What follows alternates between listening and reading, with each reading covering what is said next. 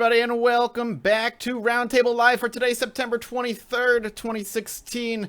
It is a Mathas run roundtable, so that means there will be technical difficulties, as they typically are. That's why we were talking when you started opening the show.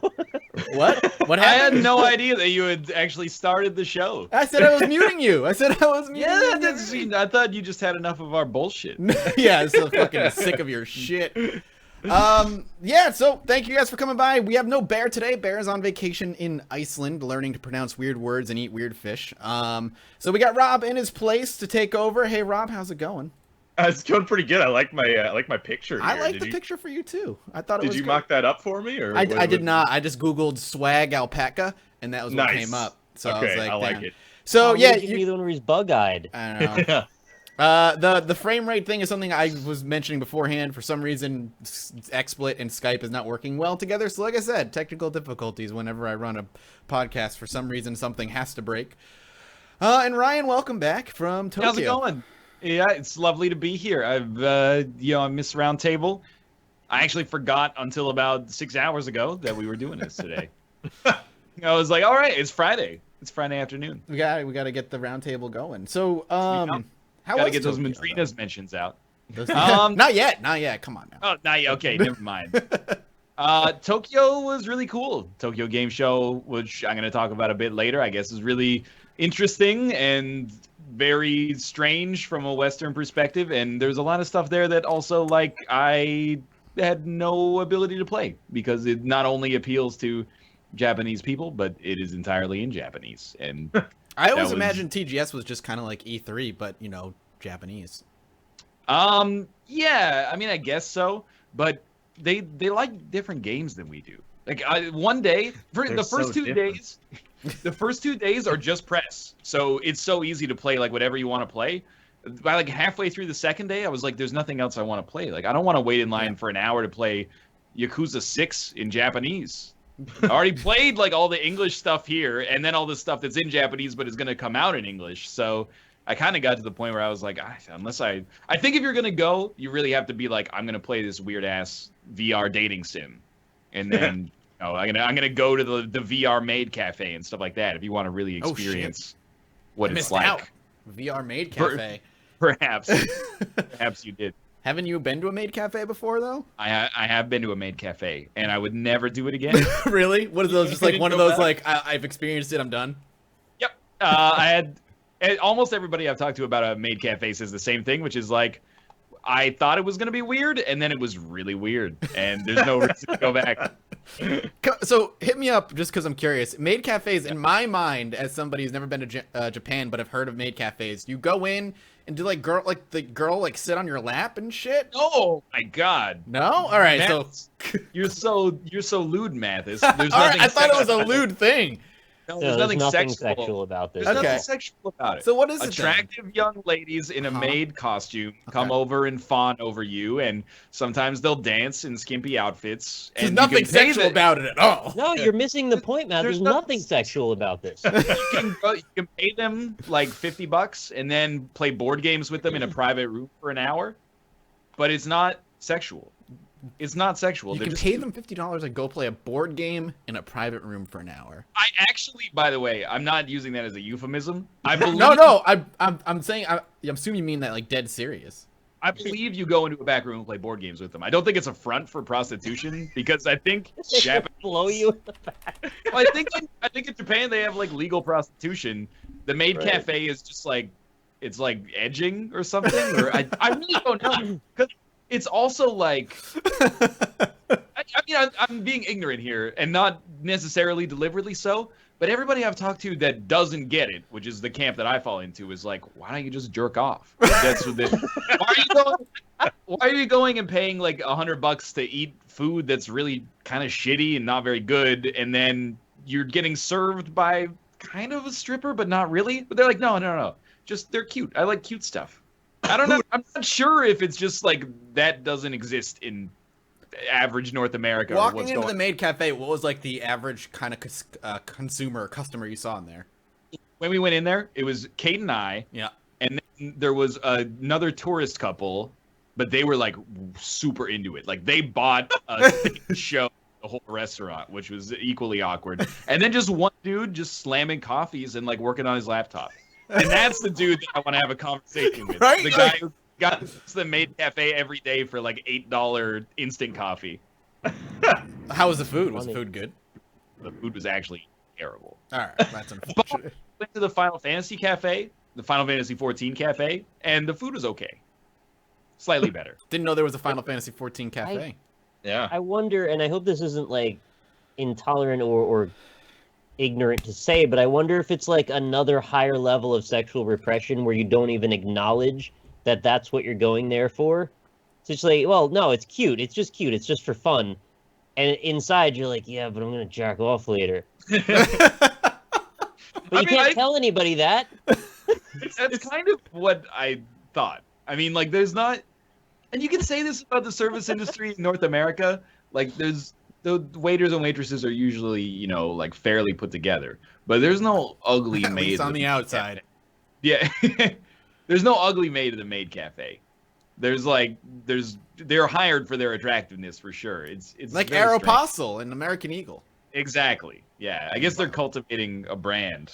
It's essentially like the Japanese version of Hooters, isn't it? I mean, Hooters is like the same thing. It's like, oh, look, sexy girls in skimpy outfits and overpriced food and beers. It's just like, I think it's just like a cultural difference where like America's like boobs in your face and beer, and where Tokyo or Japan's very like cutesy and that kind of thing. But then also at Tokyo Game Show, you could totally put on a VR headset and like play a dating sim, and that is kind of overtly sexual. I don't know. Here's what we talked about in the conversations that we had about the Maid Cafe was basically like, and I'm not saying one's better than the other, but in North America, they're like Rob said, it's like, you know, here's some tits in your face, jerk off, fuck me harder, right? And then in Japan, there's like a veil of like abstraction between media and sex, where you're like, you know, hey, here's this like cute anime girl, and she fell over and she's showing her panties to you, and then you're like, well,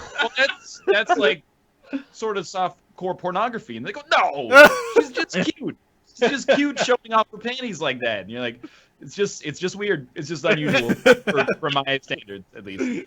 I don't even think we're saying there's anything wrong with it. It's just a difference that we're trying to understand. That's all. As people from North America. Again, and in the West, we're like, if you see like some breasts, you'll be like a pair of breasts and like a Budweiser beer is like a billboard ad, right? In North America, and in Japan, they're like, oh, that's lewd, but they have like cosplayers and professional models at the convention. You can just go take a picture of their ass, and they'll like push it out for you. It's the weirdest thing. It's the weirdest thing about being in Japan. Was like they're like way more sexually reserved and way less sexually reserved. There's like a gulf in just in different ways. Yes. Yeah. Less boobs, more ass. That's what I got. I would say that is possibly fair as well. They've got a declining birth rate. What, Rob? They've got a declining birth rate. That is true. It's so you gotta turn up the horniness. Well, apparently, after being in like every Tokyo store where you basically two people cannot fit in the same aisle of a store at the same time, it's like maybe they should have like 20 million less people. Wow, Jesus. I kind of feel that way about every place that I go on Earth, though. Like if I ever see another human being in a store, I'm like, oh, we got too many people. That's why I love summer vacation ending. Exactly. I go back to Target on a Monday afternoon and there's nobody there. We're antisocial is what we're getting to. Well, we'll get back to Tokyo in a bit. A quick rundown of the docket because none of us have the ability to edit the docket and chat. We'll be talking about the Tokyo Game Show later, more specifically what Ryan saw and what he played. The new YouTube Heroes program, YouTube's new initiative to make things, I guess, more community friendly. Valve removes all of Digital Homicide games from Steam. Please don't sue us, Digital Homicide. We also we're going to be talking about some games like Clustertruck, The Bunker, Everspace, and if there's anything else that pops up, we'll jump into it. Let's talk about Battlerite. I would love to talk about Battlerite as well. Yeah, I'm down. We'll talk about Battlerite. We'll start, though, with everybody's favorite topic. YouTube Heroes program has been announced. The YouTube Heroes program, for those who don't know, you can Google it real quick. But basically, the idea is giving moderation tools to the community. And the more they do a good job moderating, the more points they get. The more points they get, they level up. And each level gives them new powers, which will eventually be level 3, I think. Allows them to mass flag videos for inappropriate content, removing or reporting comments, eventually attending like a YouTube Heroes seminar thing. Which is interesting because the announcement video in the beginning, like the first few seconds, I'm like, oh, okay, this is kind of a cool idea. Moderator is something that we've been asking for a while, which you kind of have already. They have editors. Yeah, they have editors, but like actual moderation. And then they're like, oh, and by the way, you can mass flag videos once you reach level 3. That's the part people are freaking out about. Now, I want to preface this by saying every time YouTube comes out with something, there's huge backlash, there's the sky is falling narrative, and then it disappears for a while. And part of me believes that that is exactly what's going to happen with this. The sky is going to fall, people are going to panic, and then it'll mean nothing. It's kind of telling that the announcement video itself about this moderation thing, A, is basically all dislikes, and B, they had to disable the comment section of their video about moderating comments. So it's going over immaculately. I think we're already past the first stage of this because they've gotten to the point where, like you said, they disabled the comments, which is probably them acknowledging that this was a terrible idea. So it's quite possible this will literally not go anywhere at all. I love that Stage 5 also lets you have a conference with an actual YouTube person. Like if you need to talk with someone at YouTube, which we can't often get access to, but the people who are mass flagging our videos can have that access. By the way, is there a single reason why you should ever need to mass flag videos? I couldn't come up with any. That's the weird thing, right? Is like, I mean, like outside of the obvious, like why are they doing this? Is like, why would mass flagging videos be a good thing in any scenario, right? It's like the complete opposite of what we as creators have asked for. Yeah, right, yeah, exactly. But it's like you're asking people to flag videos based on what? The thumbnail? Like, why would you need? Why would you? Interpretation. So basically, what I'm getting is like YouTube has bots that scans tags and titles for inappropriate content. That shit gets flagged. Now moderators can watch the video and see if maybe the video is a terrible thing, and now they can flag the video based on the actual content of the video, not the tags. Which is still a terrible idea, but it's really weird. What worries me about this slightly, and I'm definitely like Mathas, I'm at the point where, you know, every 3 or 4 months there's like a YouTube controversy and everyone tweets, yo, this is the end of YouTube. Thank God I got Patreon. By the way, here's my Patreon link just in case you want to support. Right. But and then it just usually blows over. But this in conjunction with the new notifications for like advertiser unfriendly content that happened 2 months ago or, 6 weeks ago or whatever, where people had some monetization that got disabled and then that was like a month ago. Yeah, very recently.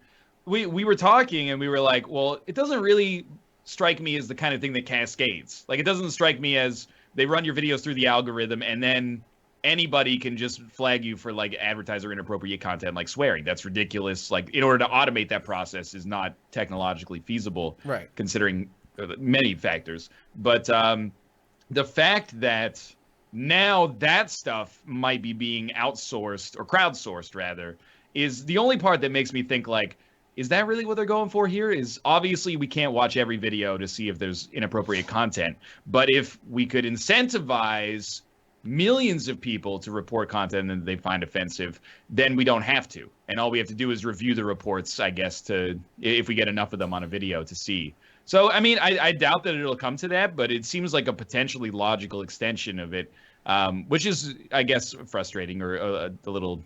Especially if you deal in more sensitive content, which I don't think many of us do. It's a little troubling. Yeah.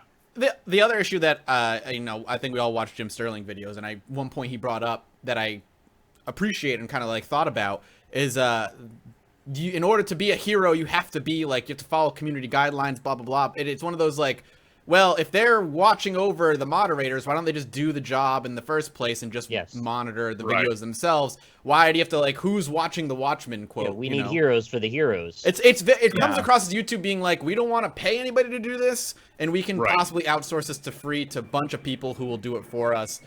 And they have that, of course, their little tag like, we'll moderate our moderators. It's like, well, how about you just moderate the videos yourselves in the first place? Pay a team of people to moderate the videos. But this is a free way that they can do it, and it's already quite like it's blowing up in their face. It already is. Yeah. And you can't expect anybody who's going on YouTube to be impartial with this system. I don't know. It just like I get what you were just saying, Ryan, about how it is sort of the logical extension of the idea, and I think this is largely in response to the last controversy that they had, right? Them trying to like quote unquote fix things. But it's like it's just kind of baffling that they'd even put in the section where it says mass flag videos. Yeah. Or like they'd even that someone could come to the dev team at YouTube and be like, hey, we want to have this system where we reward people for flagging any video that they feel like flagging. And then the dev team and like all the business people are like, oh yeah, that sounds like a great idea. I can't see any downsides there. That's interesting. Like, how does that work? How does that work at YouTube?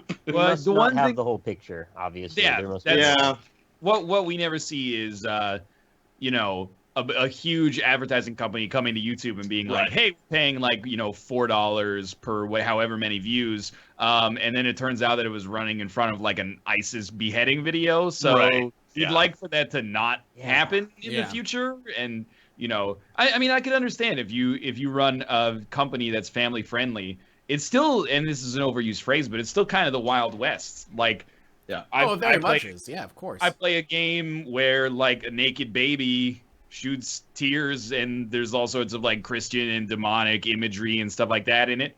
And maybe you're like, hey, I work for like Lego and I'm not sure that I want that to be associated with a kid shitting himself and like dropping bombs on, angels and stuff like that.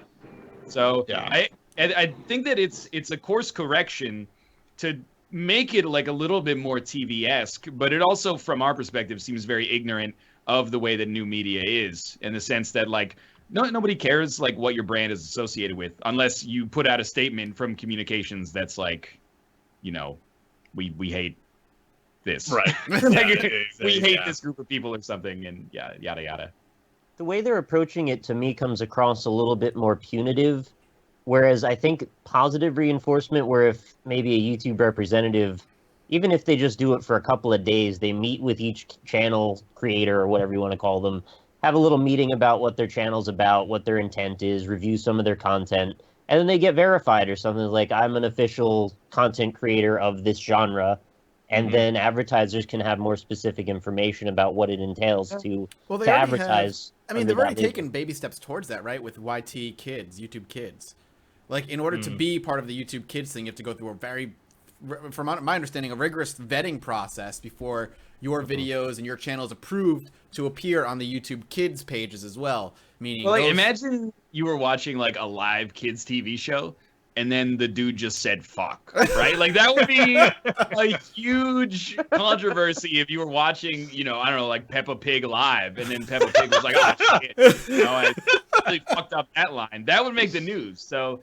I mean, I can definitely understand why they would want a little bit. I mean, it's not realistic to have rigorous controls because of the fact that there's just so much content, Like the FTC is not going to review every single piece of content that goes up on YouTube. It just doesn't make any sense. But it's impossible. It's actually not possible. Yeah, it's just not possible at all. But it's like, I don't know. In many ways, I feel like conceptually this is a good thing mostly for parents, honestly, and for advertisers. I think for creators it's not, but maybe that's a compromise that we should accept. But probably rewarding users for mass flagging videos is not the ideal way to approach that. You would think.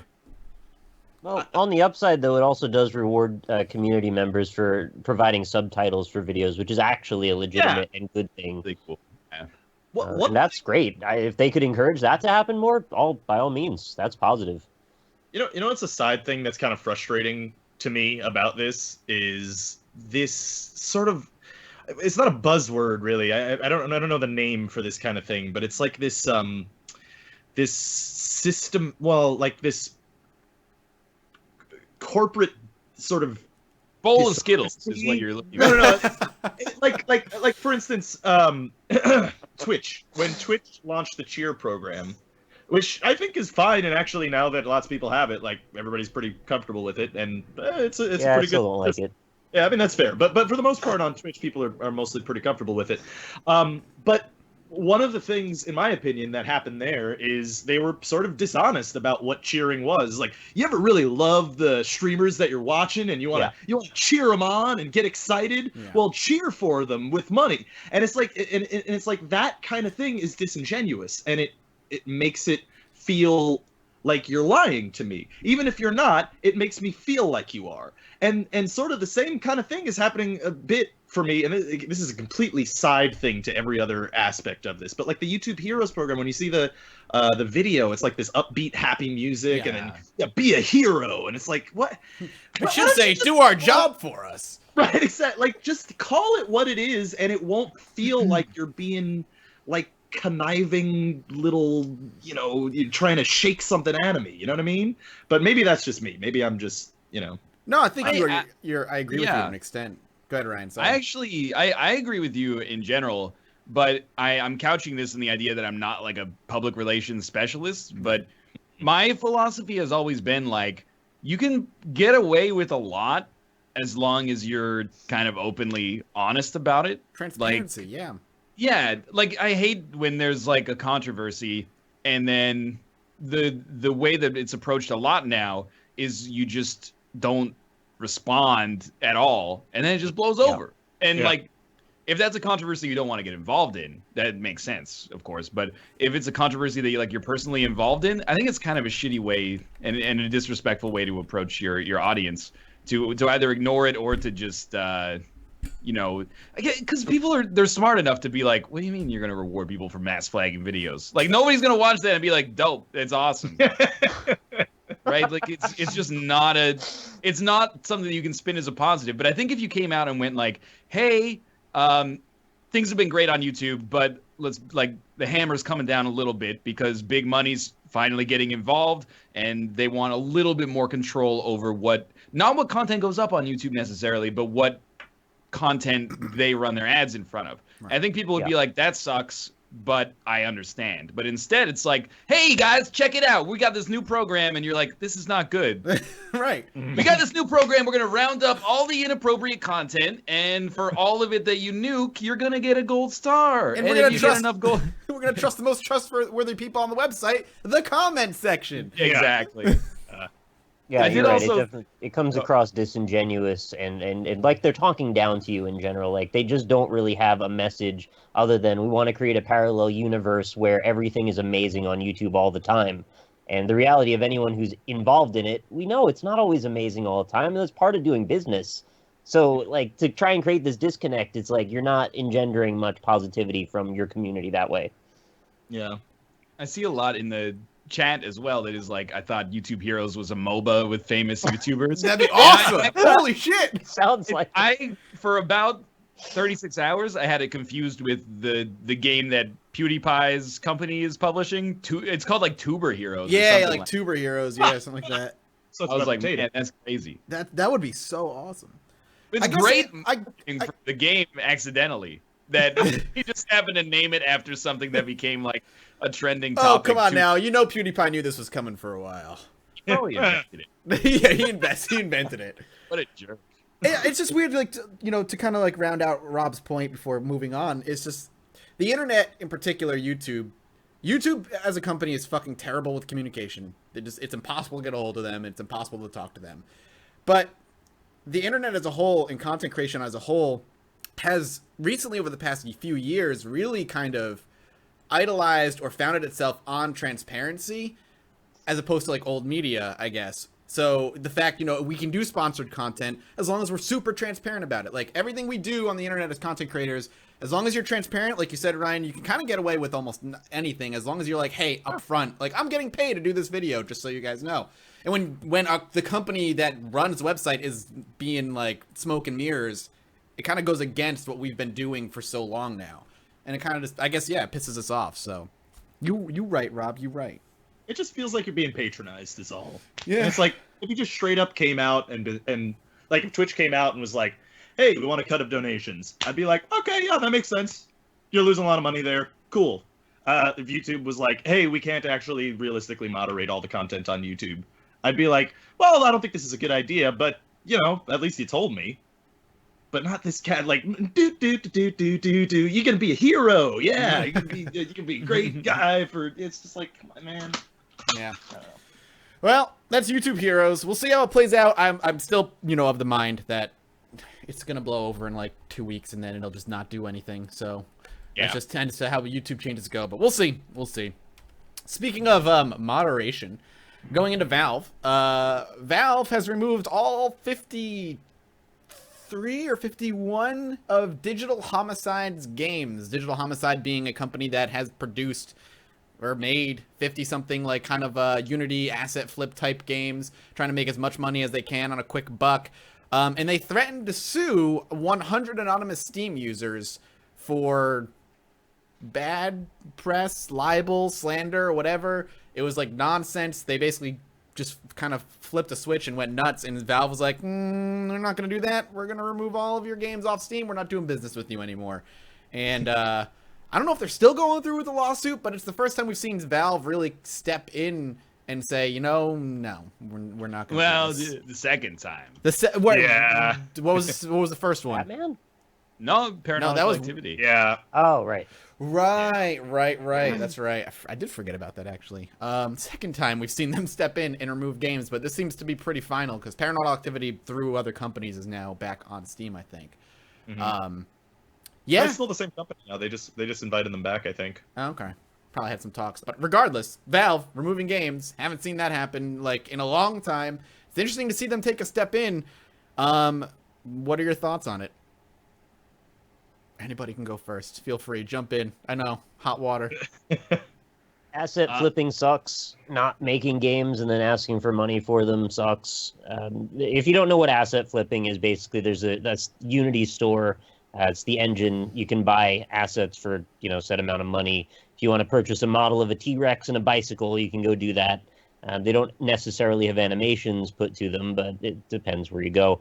Do the same thing for sound effects, same thing possibly for script libraries and things to create scenarios. And so basically people cobble together sort of games out of these concepts and then sell them for a small amount of money usually. Or sometimes a large amount of money, and that's really dumb too. So basically it's sort of like a skin of a game without actually having any meat to it. And I think you should be well within your rights to call out when that's the case for other people so they don't buy that if they find it to be a thing that's distasteful. So I think that's fine. They're not really doing anything wrong getting rid of those, especially if they're going to be a dick about it. It's less about the fact that the games are asset flips. Right. Like that's another issue that's worth talking about. I've always been of the opinion that, and this is a little controversial, but that Valve has a small obligation to curate, at least to some extent. And Greenlight is a little bit like the YouTube Heroes program in the sense that they just crowdsource that curation out to other people. So now anything that got X number of positive votes ended up being on the platform. As an aside, I really like the change that Steam did. I think it was while I was gone, of removing all the reviews from people who got press copies or people who redeemed a key to buy the game or to get the game, and only including reviews in the aggregate of people who paid for it. That seems very sensible to me, and it was really surprising to see a lot of games go from like 95% positive reviews to like 11% positive reviews as a result of that.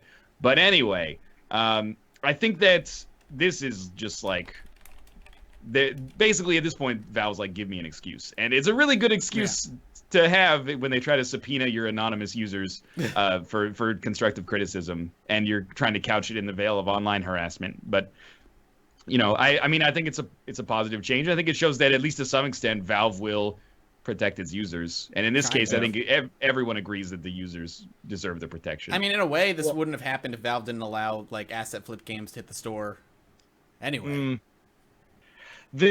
Here's the question, though. Did Valve do this because they got sued, or did they already do this when the other people were being sued? It was because Digital Homicide, they can't just sue, like Shitboy 41. Like they need something to connect the identity. So they subpoenaed Valve to try to get the IP addresses for them. Right. And then Valve was like, this is ridiculous. So yeah. So, okay, I think obviously this is a good thing. Obviously, this company should get fucked eternally, and I think that's pretty clearly going to happen. But let me just play devil's advocate here real quick. Yeah. Because I think this is an interesting point of discussion.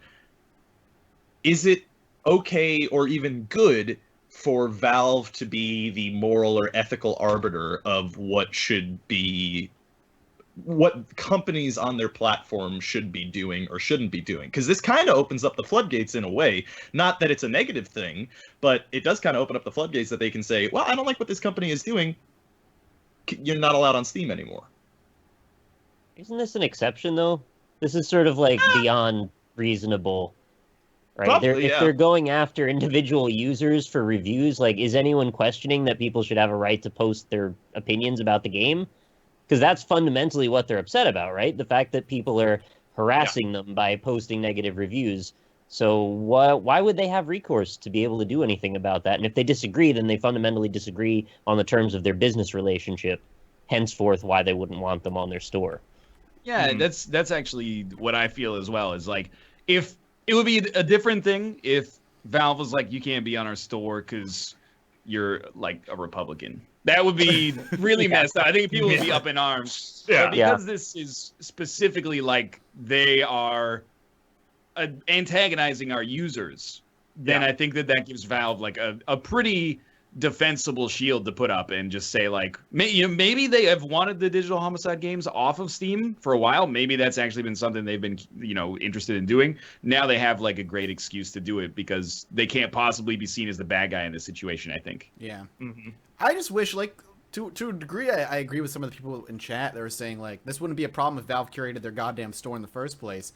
Because their games wouldn't have been on Steam and this company wouldn't have existed. Like, it's almost like, I don't know if it's true, but Digital Homicide and companies like them exist purely to work the market of asset flipping games on Steam. You know what I mean? In a very like eBay-esque way, where they make as many quick, dirty games as they can, make as much money from it as they can, then move on to the next one. It's almost like a business in and of itself to quality or quantity over quality on Steam, to make that much money as much as they can. I mean, I know there got to be other companies that do it. And if Steam curated their shit, those companies probably wouldn't exist in at least the capacity that they do now. Now that I think about it, that's really interesting. The idea that these companies exist just to turn and burn as much as they can. Like an Applebee's waiter serving as much dirty food as they can and getting to the next table. The Steam curation thing is a very interesting thing because I wanted, for the most part, like, mostly because, I mean, and maybe it's nostalgia, but I look back to, like, Steam in 2012, and when there was a game that came out on Steam, you're like, the odds are this is pretty good. Yes. Like, and I'm not saying, like, it's an 8 out of 10, but it's probably going to work, and there's probably, like, someone at Valve looked at this and said, this is appropriate to be sold on our platform. Like, this is a level of polish that we'll at least tolerate, even if the content itself is not that good. And now it's, we get like 15 games that come out a day, and then each one has like 3 reviews when it comes out. So you have no idea. You just have to look at the trailer and be like, this looks good, this looks like garbage. But they don't have to. They don't have to curate. But and I think it's, people want it until they don't, I guess is what I'm trying to say. Everybody wants curation. They only want good games to be on the platform. But then they also, if they make a game, they want it to be able to get on Steam easily, because if it's not on Steam, it's a death sentence. Yeah. And people are saying like shit games deserve to exist as well. No one's saying they don't deserve to exist. It's just whether or not they should be on the most ubiquitous PC distribution platform.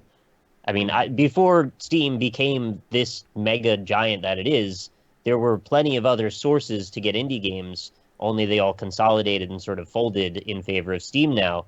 And they tried to sort of pick up the reins from that, and I'm not sure they necessarily did it very well. But, it's something. Today alone, I don't know. Today alone, 40 new games have hit the store. 40! Yeah. That's crazy.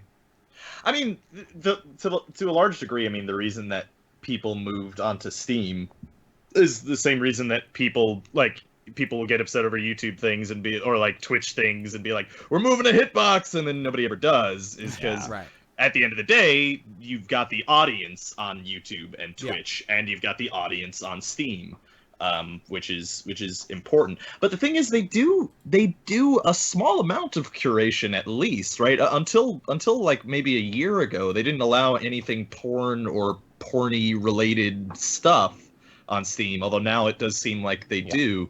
And I do have to wonder what their process is for accepting games outside of Greenlight, because obviously not all games go through Greenlight. So I mean, are there like, I mean, I only know how it works in other industries. Like, are there like agents, like companies that are agencies that work through Steam, and Steam just automatically accepts any developer or publisher that's under their umbrella or something? Or does anyone know how that works? I think having a prior relationship with them certainly helps things, but you do have to get your foot in the door at some point, and I'm not sure exactly how that works. Yeah, I'm curious about that, really. But you go to a publisher that's already got a relationship with them. Right. Well, I know, like, what's the name? Arson Games. ARCEN. Yeah. They've been really open in their postmortems for games. Like, they recently came out with a game. It was 30-second Velociraptor or something. I can't remember. Break glass for emergency raptor or some shit like that. That's it. Break glass for emergency raptor. And then they came out with it for like $5, and then a day later they're like, this isn't good enough to sell, so they took it off, and they gave kind of a postmortem, and they basically were very open about it, and they said, like, in 2000, 2011, 2012, it was awesome because we had a relationship with Valve and we could put our games on the platform, and it meant a ton because there was way less competition. And of course, competition is a good thing as well. But, there's way less competition. When a Steam sale happened, we made like tens or even hundreds of thousands of dollars. And even though we didn't make much during the rest of the year, that allowed us to fund development on future stuff. And they're like, now, with a dozen games coming out a day or more, it's really, really hard for those games to get attention. And you can argue, I think, that that's a really good thing, because Mathas and I are probably of the same opinion that the Arson games have largely not been very good. They're so hit or miss. It's so weird with them. Yeah. They do great things like that weird like simulation Bionic Dudes, or there was AI War, which is great. Then there was the Last Federation. That's the other one. And that was like really interesting and weird and good. And then they had like I remember you did a couple videos on some like really bad ones. Shattered Haven was like absolutely terrible in my opinion. And A Valley Without Wind 2, I was also like, this is... Oh my god, that was them. Very good. Yeah. That's when I first knew about them. I wanted that to be good. It's a kernel of a good idea, but the execution was a bit off. It has a lot of... It's a good premise, but the execution is not there. I really like the communications from Arson Games, because they take responsibility when things go wrong, and they really don't have much of a problem being like, that game was kind of shitty. And I think that that's nice to see. And all their games are kind of unique as well. Even if they suck sometimes, at least they're novel. They have like a little nugget of originality. But was Steam better back then? I sort of feel like it's impossible to tease, because there's maybe there's 4 times as many games coming out now. How many more times indie developers are there now than there were in 2010 or 2011? Like, and keep in mind too, they are also now carrying software, movies, a whole variety of other game genres they didn't carry before. Yeah. All of those things competing for front page space and sales space, which is going to also further dilute the chances of even a really good game getting noticed in the midst of all this other stuff. Yeah, no, I agree. I will say though that, like, having been a Steam user since its inception, like, because I played Counter-Strike 1.6 back in the day, and if you were playing Counter-Strike back then, you initially just downloaded it like any other PC game, and then Valve kind of pushed, like, you have to use Steam now. And I remember back then, where are we going? Yeah, sorry, but they always reroute planes over my house when I do things like this with you guys for some reason.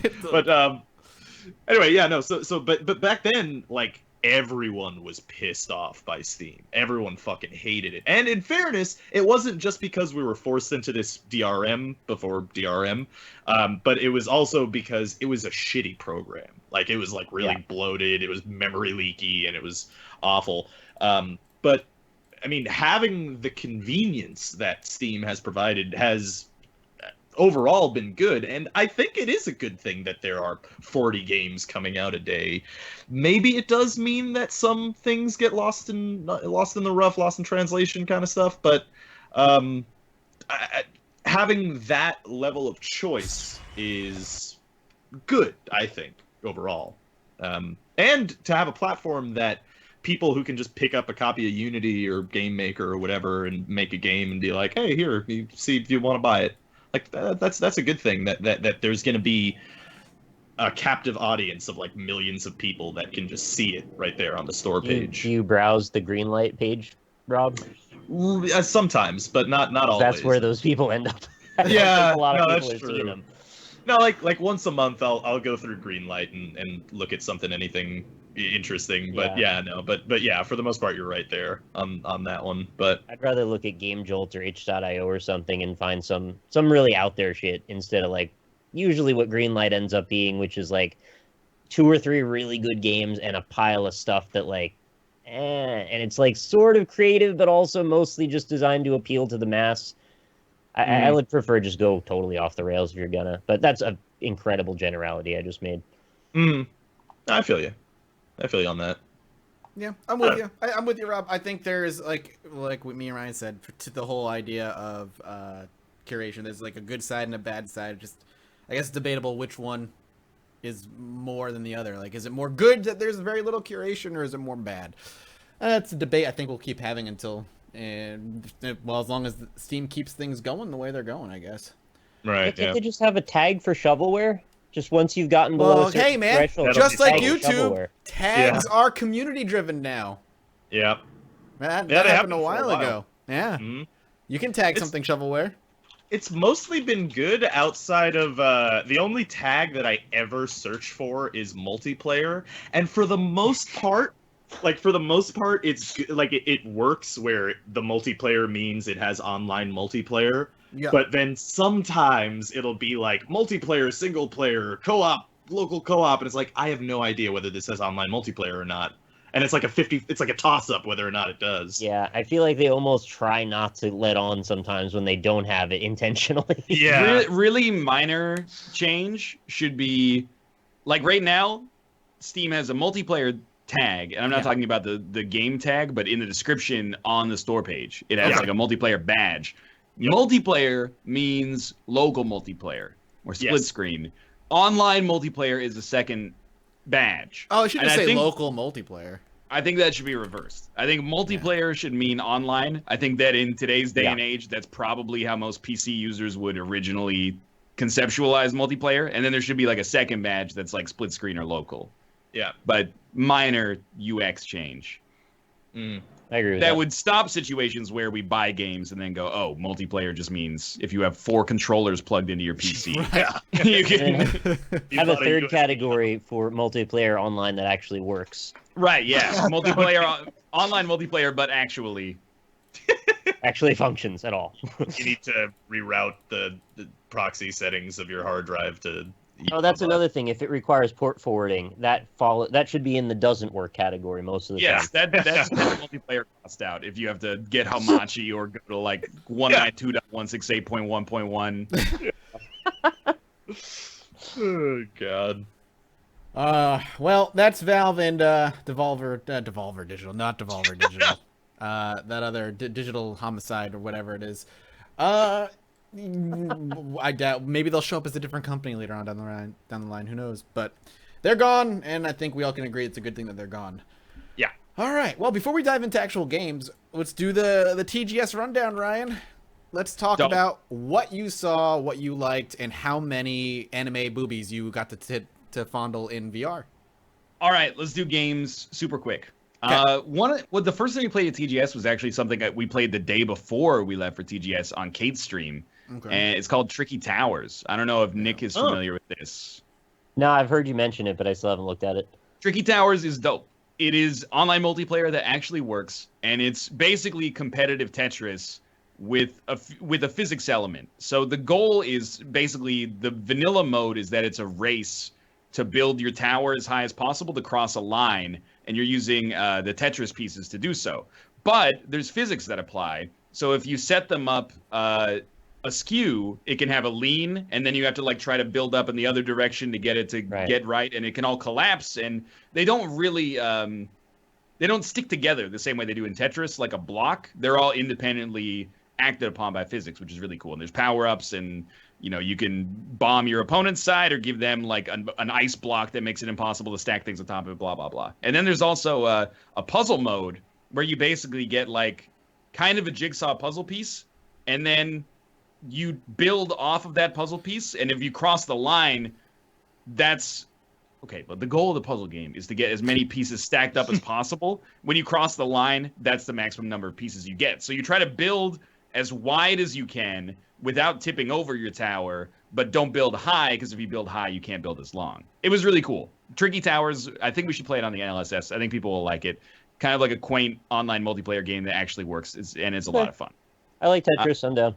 I think you would like Tricky Towers, and I sometimes my Nick sense is on, and sometimes it's off. But I feel like this one, I feel, is a safe bet. Sure.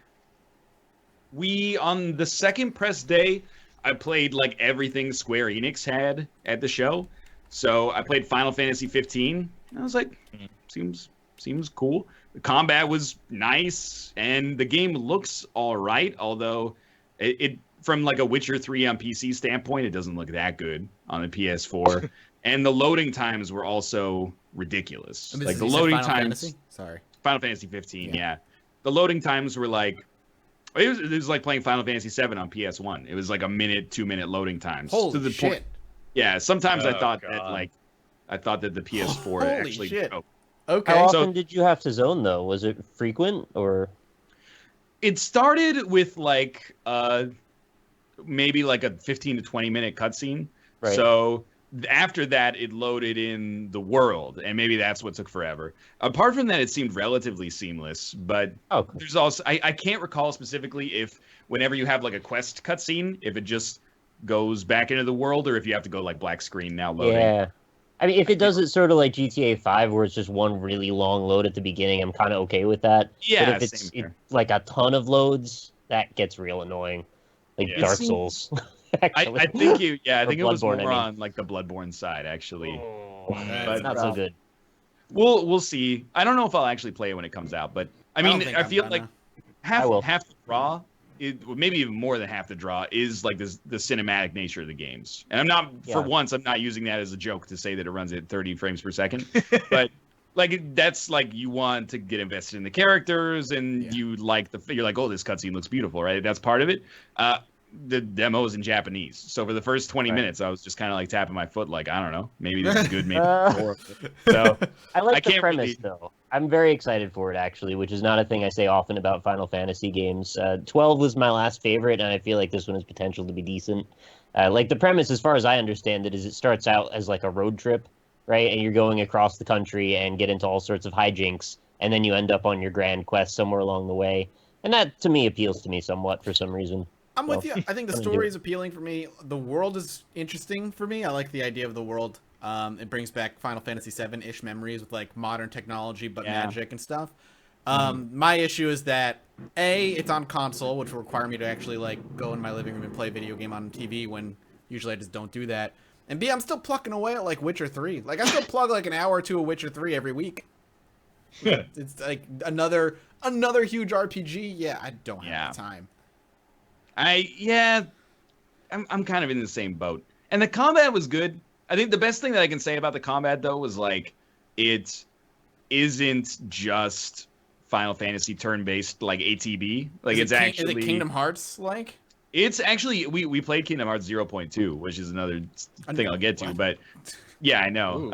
But yeah, I think the combat is actually pretty relatively similar to Kingdom Hearts. Although when I played the Kingdom Hearts, I was like, man, this is how combat works in Kingdom Hearts? It's been forever. You're casting spells literally like 100% of the time. What's up with that?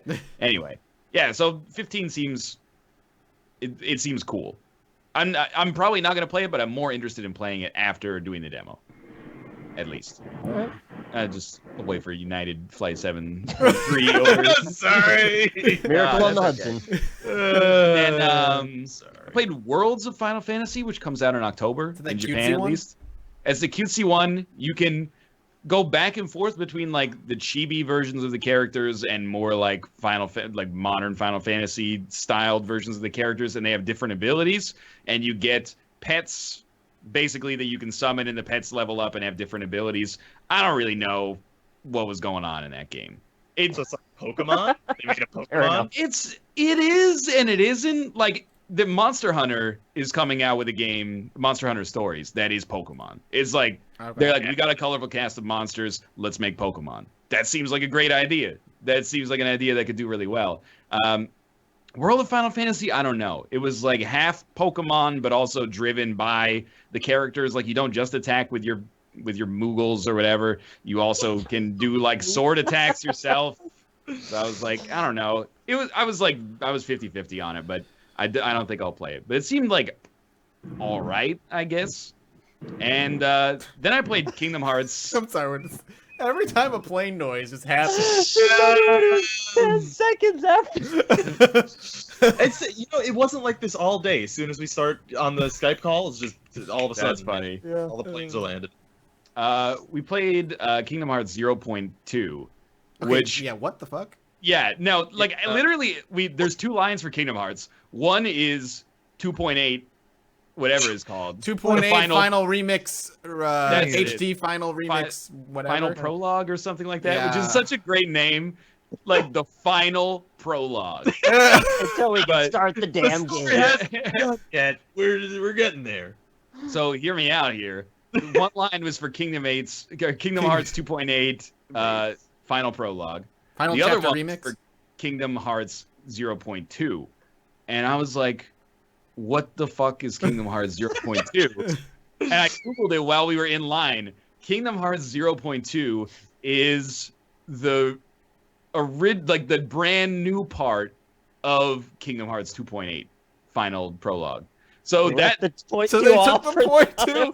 0.2 is going to be part of the 2.8 release, which I guess is what brings it to 3, or maybe not. I don't know.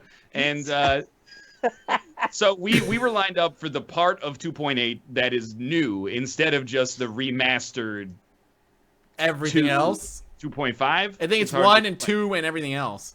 Yeah. So, I mean, I don't know. I haven't played a Kingdom Hearts game since the year 2002. Yeah, So, I think I'm with you. The thing- actually, I want like, them to sell Kingdom Hearts 2.8 Final Chapter Remix Prologue or whatever. Then I want them to separately sell for a cheaper price Kingdom Hearts 0.2.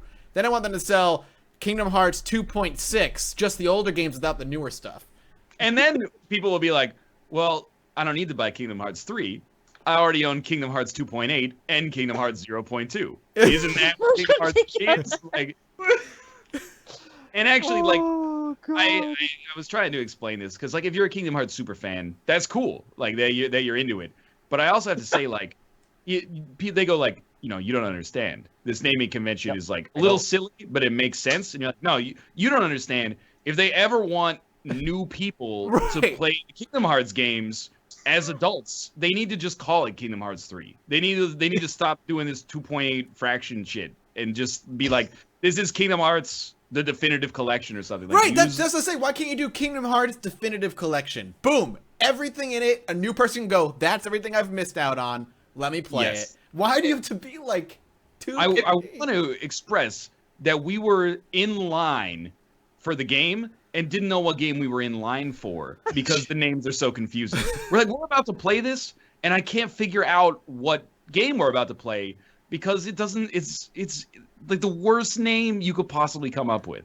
It makes you wonder why Japanese game companies seem to be perfectly comfortable with the localization teams for their games, just having these like paragraph names for their games. Because you see like a lot of these Japanese games on Steam that are like Naruto Ultimate Shippuden Ninja Blast Tenkaichi DX 47 and a half. And it's like, couldn't the localization team be like, all right, that's straight up ridiculous in English. Like maybe we should change this a little bit.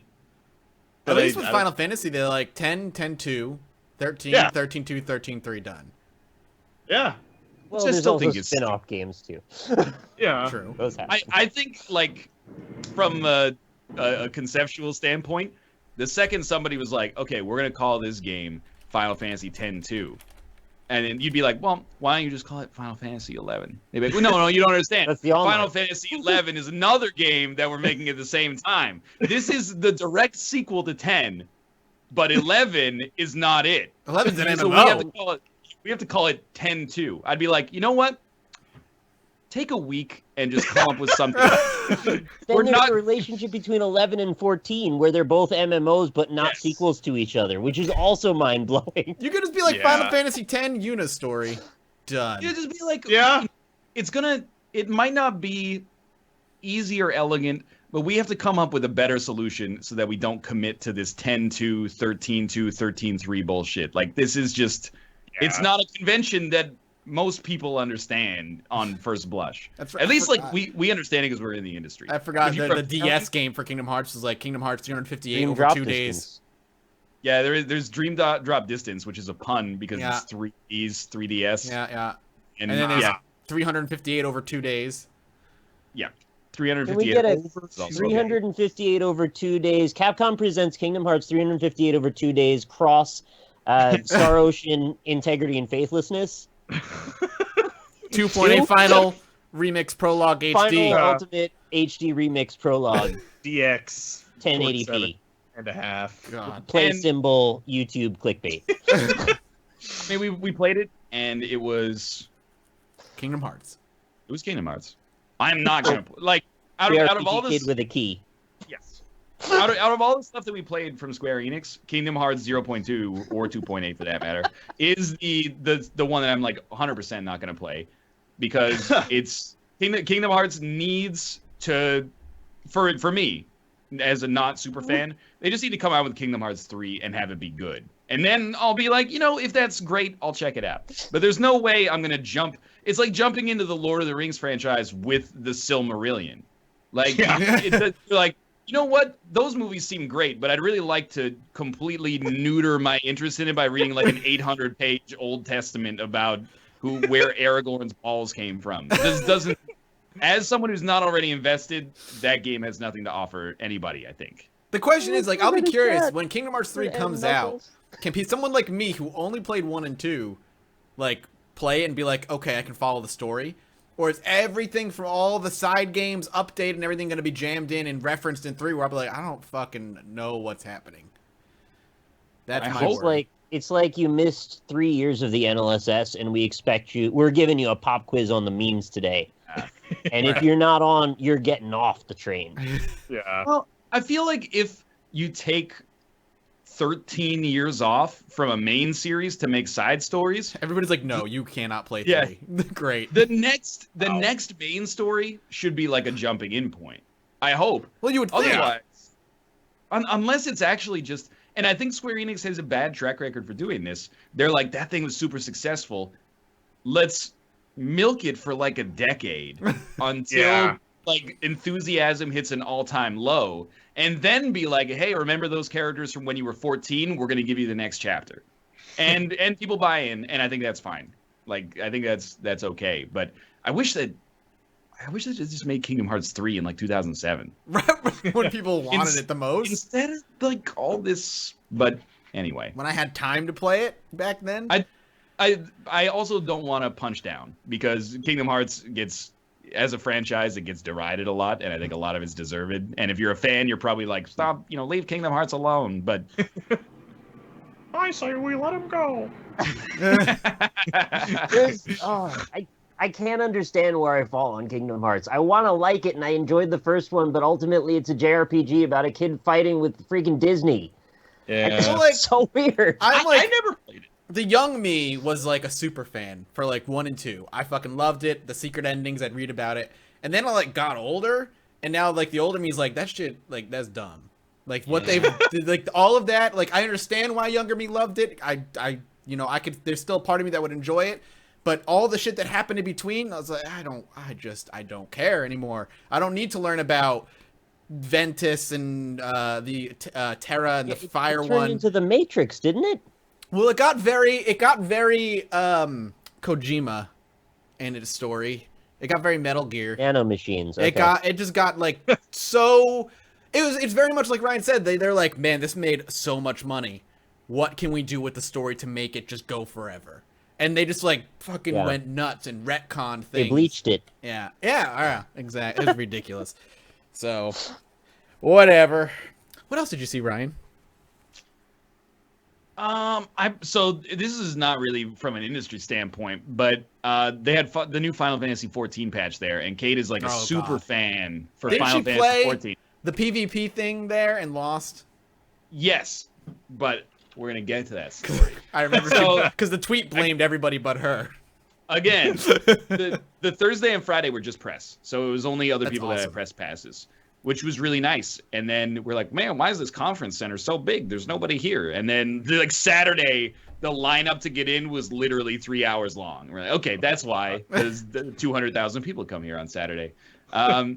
So it was like a half-hour wait because the game itself is actually long. You played like a 10-minute or 15-minute PvP versus the other team, but only the winning team got a T-shirt. Oh god! And it's like they bring different T-shirts to every show.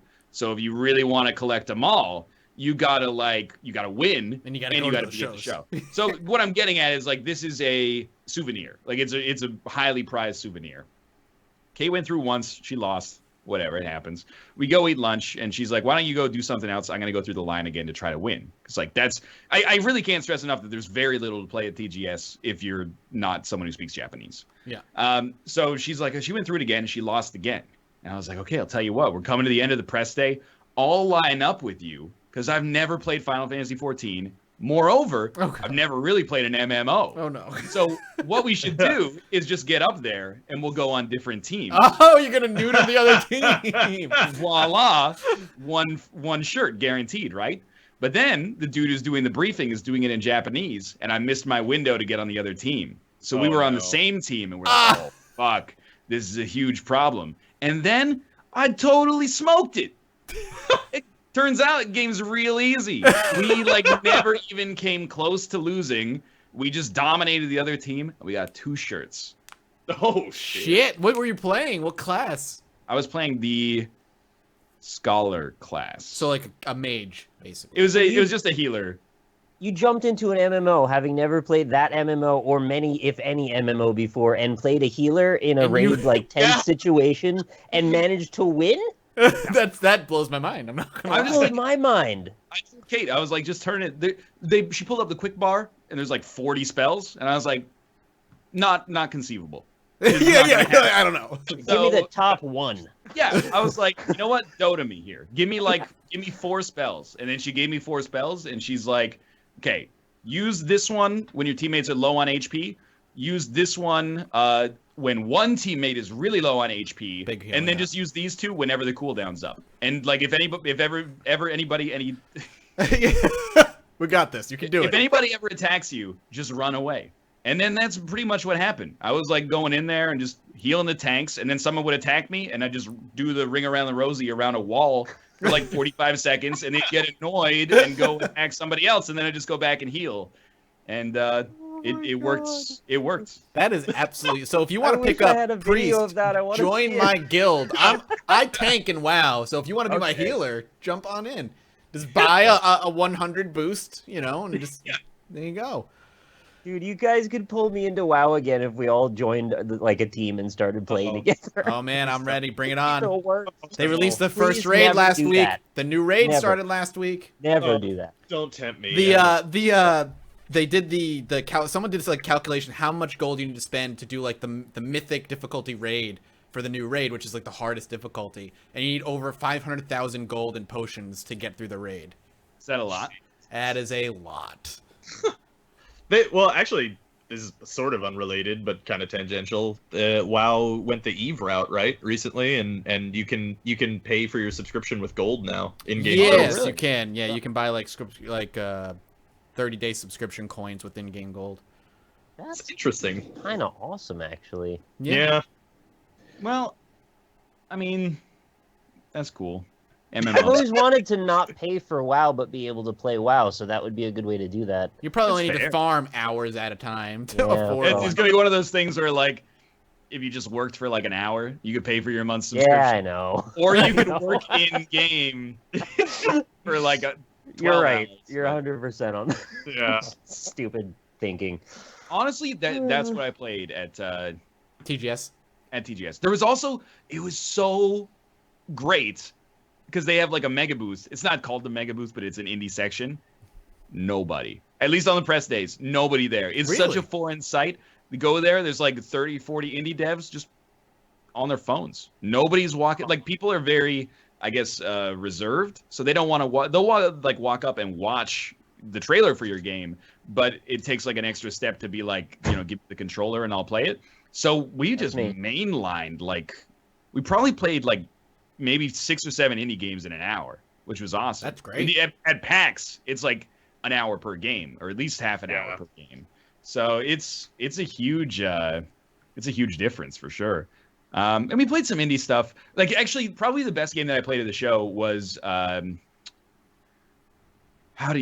it's Aider, I think is the way it's pronounced. It's the Dark Souls. EIDR. Yeah, I Yeah. know that game. The isometric Dark Souls like from Devolver Digital. It is Dark Souls. You know, like Salt and Sanctuary, the way that people are like, it's a Souls like. No, Salt and Sanctuary is Dark Souls in exactly the same way that Aider is Dark Souls. Same interface, same everything. Right. Like even to the point where like the icons for weapons, you know how it's like half the sword like sunk into something, like that was exactly the same, Okay. which might be problematic eventually. But at least for right now, it's like I don't mean that it's similar. I mean it is the same. So it's in the Salt and Sanctuary genre. It is an isometric Dark Souls. Yeah, I know. Even more faithfully than Salt and Sanctuary is Souls-like. And it was good. I had a really good time with it. And when they were giving the demo, they're like, this is actually the demo from the PlayStation experience last October. So it was like a year-old demo, but it was the first time I played it. And it was great. And apparently it's being made by 2 people, which means that is a huge project that is going to maybe be a long time off. But it definitely seems faithful to the spirit of Dark Souls. And I think that even more so than Salt and Sanctuary, that game will attract a large audience of Souls fans when it comes out. It's so weird to see the transformation happen, because I saw that game first, I think, in 2013. And I've followed it all these years, and I thought it was going to be out already. And I guess sort of like Chasm, it's then gone on my backlog of like, I'll play this when it eventually comes out, but I don't know much about it. And I've just been excited for it all this time. It looks so freaking pretty. So I'm really happy to hear that you liked it. Yeah, that was good to hear. That was a standout for sure.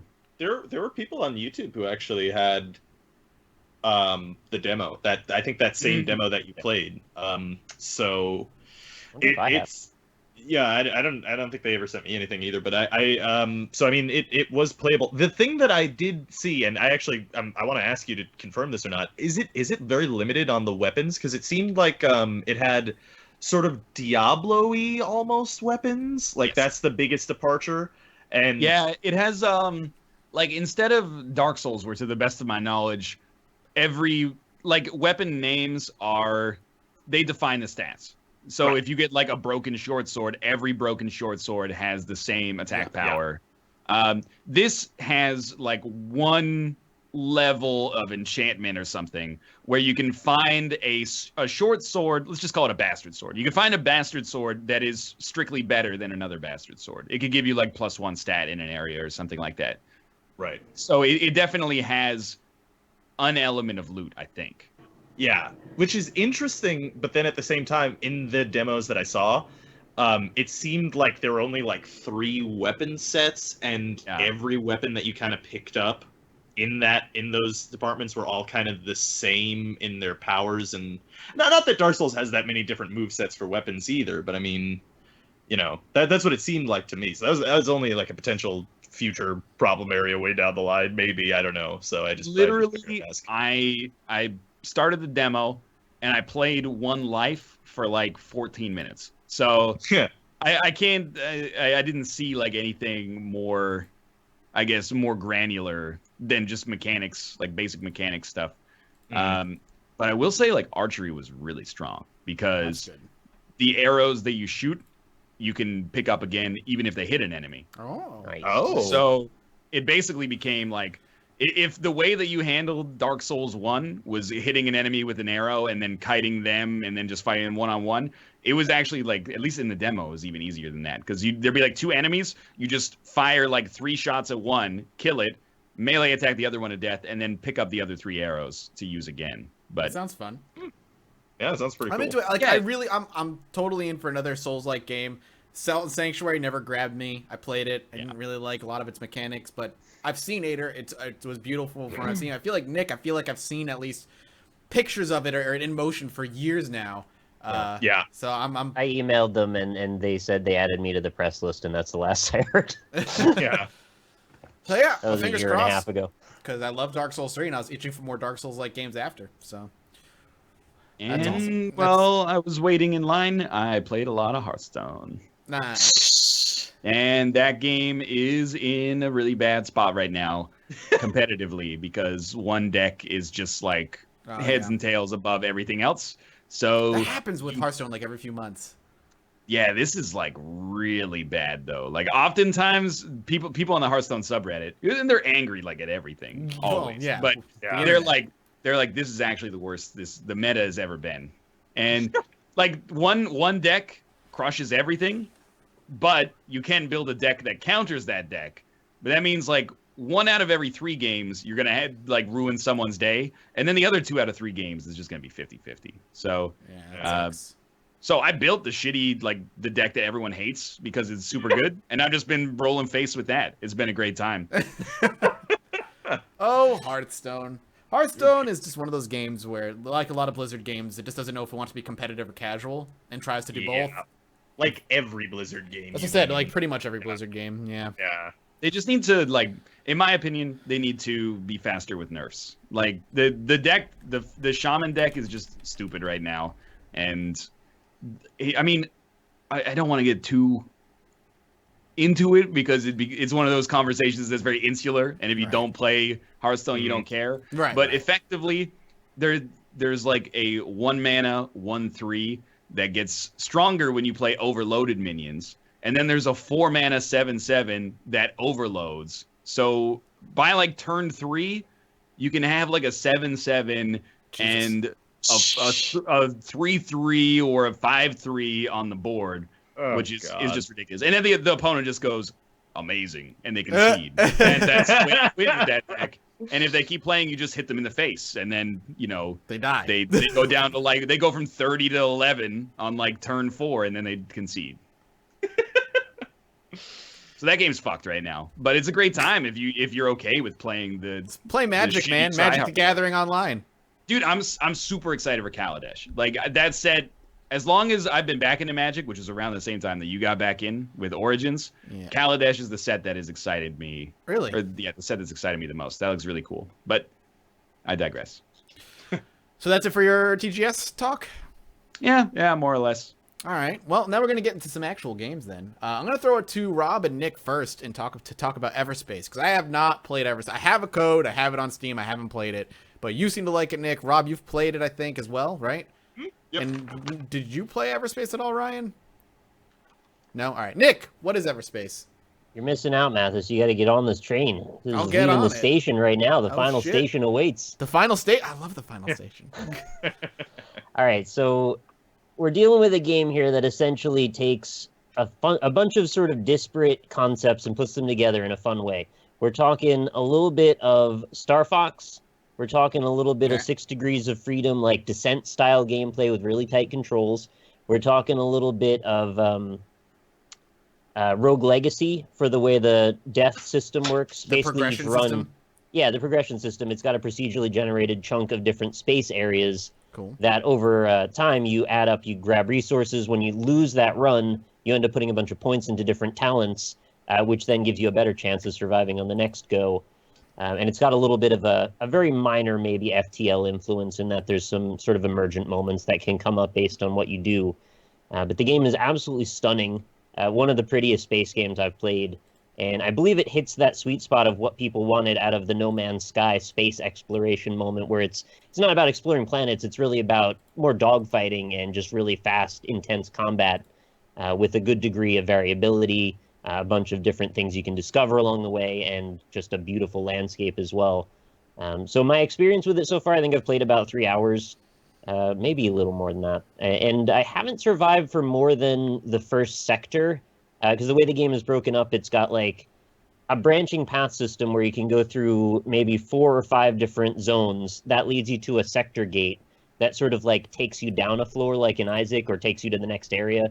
And then you start over again in another chunk of areas that then gets harder and harder.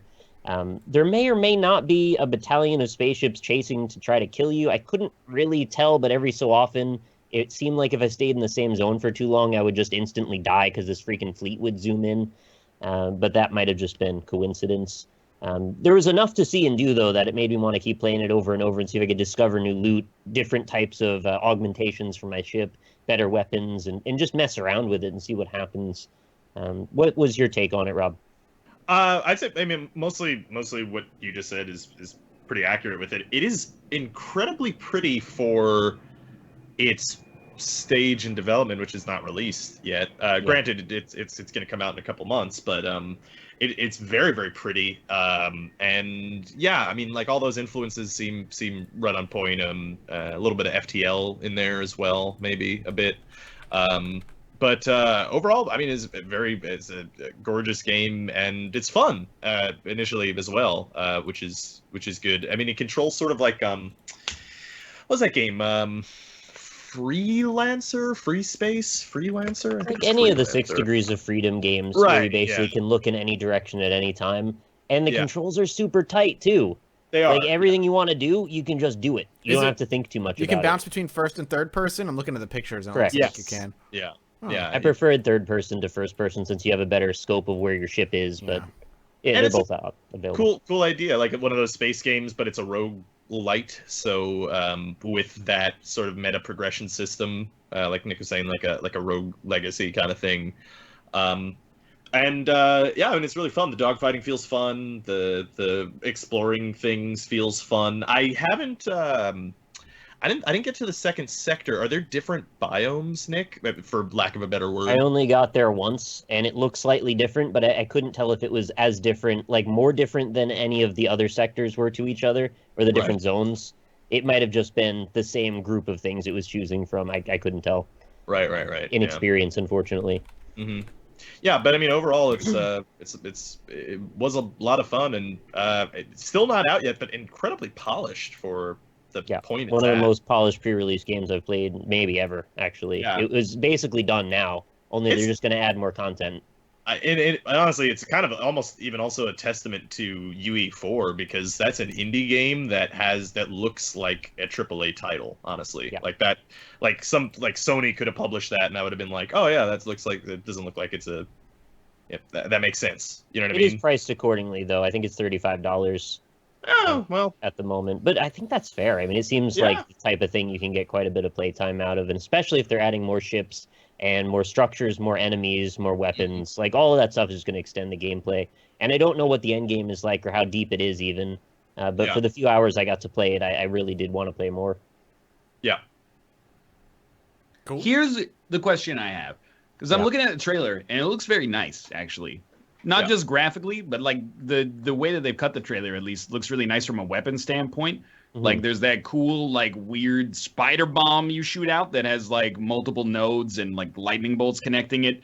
And then like a sweet like plasma cutter that you actually like draw a line of plasma on the ship. Does it have, first off, I guess is like, does it have localized damage? Like, does it actually matter the way that you do that, or like what part of the ship you hit? No, I think it's just an overall. There's a shield and then a hull, and once you break through the shield, then it's just an amount of percentage until the ship explodes. I don't believe the damage is localized, no.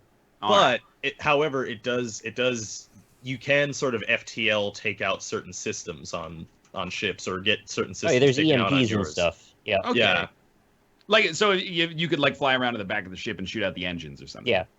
Yeah. Well, you could do it. I don't know if it would take out the engines necessarily, but in some situations, perhaps. Yeah. Okay. The other thing is, how is the actual combat? Because my experience, at least with roguelikes, is like the overarching meta game of grabbing items and permanent improvements and stuff like that make your future runs easier, is that it's kind of secondary to it actually being fun in the moment. And this looks like it could be, but I don't know because I haven't played it firsthand. Personally, I found it more fun in the moment than the meta progression led me to believe, because I actually am usually the opposite. Like for Rogue Legacy, the moment-to-moment gameplay was almost secondary to the overall upgrades. In this case, the game is fun in its own right, in my opinion. Okay. Yeah. Because like what I'm getting at, like while beating around the bush, is that I wonder if the combat becomes repetitive after like 3 runs, because that ends up being the problem in like every roguelike that I play that isn't a 9 or a 10 out of 10. You do like 2 runs and you're like, oh, it's like fun-ish, but I never want to play it again. It's a nice split between, there's some combat that'll happen usually right at the beginning of the run, then you get a moment of break to go look around for some resources in the sector you're in. You'll probably find some crystals to mine, or you'll find a couple canisters to open. You might get a new weapon upgrade out of that, you might not. And usually by the time that happens, you might stumble upon another sector's worth of stuff happening, and then there's a little bit more combat. But it's not like you're just going combat. It's a little bit, and then a break, and then a little more. Unless you get screwed in a really bad run, and then you get 3 back-to-back. But usually it isn't. How long is a sector? If you rush through them, you could probably do one in like 5 minutes. Okay. You can do it in less. You probably shouldn't, though. You'll be screwed when you get to the next area, but you could probably just go straight to the portal and then another. The door is already open as soon as you jump into the next it's about what you can harvest out of each zone to try and make yourself more powerful. That is what I was going to say, is that it is a little bit, in my experience, slower going than what you would perhaps expect, or maybe even like if you were looking at like a traditional like roguelite, I suppose. But that's okay, I think, in that game. Like I don't think that's a problem. I don't know how long a run would take if you were. Yeah, we don't know what the end game is. Yeah, I mean it could take like 3 hours to finish a run. I'm not entirely sure. I mean it took me a long time to go through one sector, so. I've been playing slow intentionally as well, as I often do. So, Same. Yeah, I don't really know, but I could easily see getting 45 minutes in a run, no problem, once I get enough power to actually stay alive. Right. Cool. That's something I'm gonna try out. I haven't played it yet, so I have no input whatsoever. But you can get it right now. It's on early access for $30, the beta version anyway. And then, like you said, it's officially launching in a couple of months. Everspace. I'll probably give this a try as well. Yeah, cool. I during your talk, because you're talking about it, I grabbed the code they sent me and plugged it in. I'll probably try it today or tomorrow. But I'm like a protective dad about roguelites, where I'm like, yeah, sure, it looks good, but, after 500 hours, how are you going to feel? I think it's like a needlessly dismissive, knee-jerk reaction. You're not going to get 500 hours out of it, I can tell you that now. I think it's fair to say that it's more space game than roguelite. Okay. Like, if you're into those type of games, then you'll be into this. If not, like, people who are like, I only play Isaac, I don't know if that necessarily will translate. And the atmosphere and the sound design are really top-notch, too. Like, the whole presentation of the whole thing really does make you want to stay in space and just dick around for a while. So for me, that was enough to make me care. But I doubt it's got a really long tail to it. It's probably more like maybe you'll get 10 hours tops. Okay. Well, that's good to know. Cool, that's Everspace. Like I said, $30. You can grab it on Steam right now for the early access, and it'll be out in a couple of months otherwise. Do you want to go to Battlerite, Ryan? Want to talk about some Battlerite? Let's do Battlerite. Battlerite is a game that looked super generic to me. Like, it looked like a game that you would see an ad for while you were watching an NFL football game. And then, like, Juliana Margulies would be like, will you be my hero or something like that? But it's actually really, really fun. And I'm going to explain this in the way that I think sells it the best. I think that the trailer it's an uphill battle. But Battlerite is... imagine you started a MOBA at level 25. Okay. No creeps, no towers. The only objective is to kill the other units. And that's it. You spawn in with all of your abilities, and you just fight. Which can be very overwhelming for a new person. Just putting that out there. Yes, and I do think that it's more accessible than a MOBA, but there are like every character has not only like 6 skills, but they also have the ability to augment those like fighting game style with the power meter. But basically it's a MOBA, but instead of all the characteristics of a MOBA, you just fight. So there's no farming, you just fight each other. And the thing that's the best about it is that unlike a MOBA, and by the way, it's not anti-MOBA, there's a lot of like awesome strategy that happens in those games. But every round is like 90 seconds at most. Well, I guess like literally 2 minutes at most. Yeah. Which means that every match is less than 10 minutes because it's just the first person to win 3 matches. So that's good. the first team to win 3 matches. So unlike a MOBA, if you're getting shit on, you're like, well, you know, in 2 minutes it'll be over anyway. I'll just go play somebody else. And similarly, unlike a MOBA, if you lose the first round, you're not screwed because the other people are snowballing. So I think that there's a lot to like about this. I wonder about its staying power, but in terms of like fun and accessibility, it's like this game is really good. So Kate and I played last night on her stream. Even though we were super jet lagged, we actually went overtime on her stream because we were having so much fun with it. Which is good for your sleep schedule. It actually was. Yeah. For those who don't know as well, it's by the same developers who created Bloodline Champions. This is their spiritual successor, which is a similar game that people really enjoyed. And people are saying this is a much more polished, more refined game. And I guess they were going to make a straight sequel to Bloodline Champions, but because of legal rights, they couldn't get the name and the characters, so they ended up making this game instead, which is essentially the same game in a lot of ways. I've played it as well. I've played a bit of it, maybe a couple of hours. I like it. What's interesting to me is the controls as well. It doesn't control like a MOBA. You move with the WASD, and every skill is a skill shot as well. So you have to line up the shot, move it with your mouse. It controls like a third-person action game, but with the angle of a MOBA, and the having ultimates and all that stuff of like a MOBA as well. There's support classes, melee classes, range DPS classes, and you want to kind of put together a team of 3 that's going to balance with one another really well. Nick, you look confused. No, I was going to ask, did it play like Secret Ponchos, but like a MOBA? Because that's what it looked like from the little bit I saw. It looked like WoW as Secret Ponchos. Yep, it is very Secret Ponchos-y. I would definitely agree with that. That's how I can relate to it. But I think what makes it more fun than Secret Ponchos is the fact that, I mean, in Secret Ponchos, you just have like left click, right click, and then like one skill, if I remember correctly. There's a little bit more like variety in what's going on in Battlerite. It's not just like, oh, this guy's focused me, like now I'm going to escape. Secret Ponchos has some cool stuff too, like the crouching mechanic to break line of sight and stuff like that. And that actually exists in Battlerite as well. Like you can break line of sight and then maybe go stealth and like hide. You can people. only see what's in front of you. There is fog of war, and you don't share your vision with your teammates. Correct. So really? Right. Yeah. Well, I mean, you're all in a relatively small circular arena. It's anyway. not big. There's no Right, lanes and none of that. It's just like a circular arena with some walls to keep it interesting. It's essentially Bloodline Champions, right? Like Yes, exactly. I didn't play it actually, so yeah. I will say, like, I think in terms of like, I think we should do it on an NLSS, but I think I can already tell what the comments are going to be like. They're going to be like, it kills banter because you are talking like, if not strategy, you're like, oh, go get this guy, focus this guy, he's over here. That's what it boiled down to when I was playing. Like, it was just banter. Banter. But I think it's really good. Like, I actually feel like this is to MOBAs what Rocket League is to sports games. That's not to say that Battlerite is as good as Rocket League or is going to be as big as Rocket League, which I don't think it will probably. But it is an accessible version of these games that I think is fun for a much wider audience than a hardcore game in the genre is.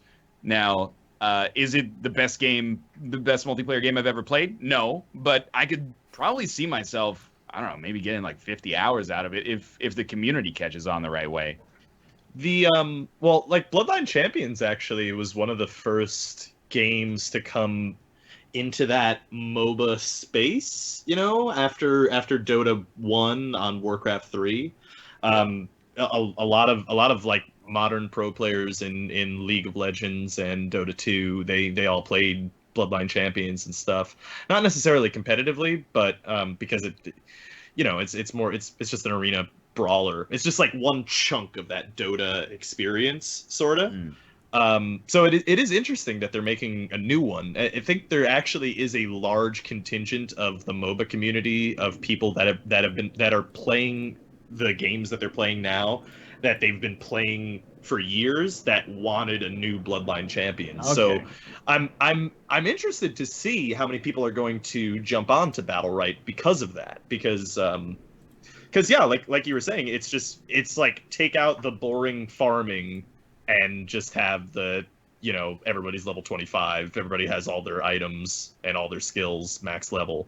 Well, it's like, you take out the stuff that only real fans of the genre actually take pleasure in. Like the people who go on YouTube and are like, how do I double stack a jungle creep and then, get sentry orbs at 45 seconds, right? You take out that stuff. Sentry wards, sorry, yeah. you take out that stuff, and you basically, like, it's like making it hockey, but just the shootout. You're like, we're going to strip out everything that casual fans have no appreciation for and just let you get down to, like, the most exciting highlight reel stuff. And there's bad stuff about that. Like, there's no build-up, and there's no way there's very few ways that you can compensate for a skill gap. Like, you can't just out-farm the enemy or, like, get lucky. Like, they're just going to shit on you. If they're, like, an order of magnitude better than you, it's like a fighting game, and they're just going to crush you. But it really is just, like, a distillation of the exciting parts of MOBA without the build-up, which means that you don't come as hard when you finally climax, but you are climaxing more often. It's like Dota Jam or Dota Blitz. Yeah, that's a great way to describe it, is Dota Jam. Yeah. I like it. It's also Magical Wizard Wars, but without the Mavis Beacon teaches typing aspect of creating spells on the go. Yeah. Oh, Wizard Wars. Man, I wanted that game to be great. As far as I'm concerned, that game is great, and the mankind made it. That game was too pure to survive. We are the monsters, is what I'm trying to say.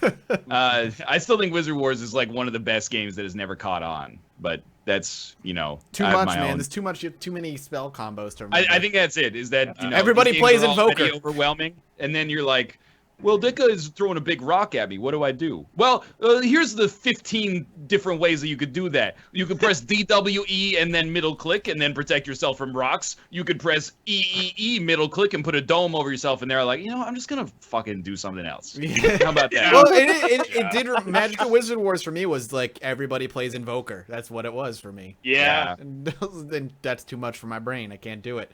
I quit Dota several months ago. Oh, congratulations. 2,500 hours in it, which I'm not proud of. Never played Invoker one time.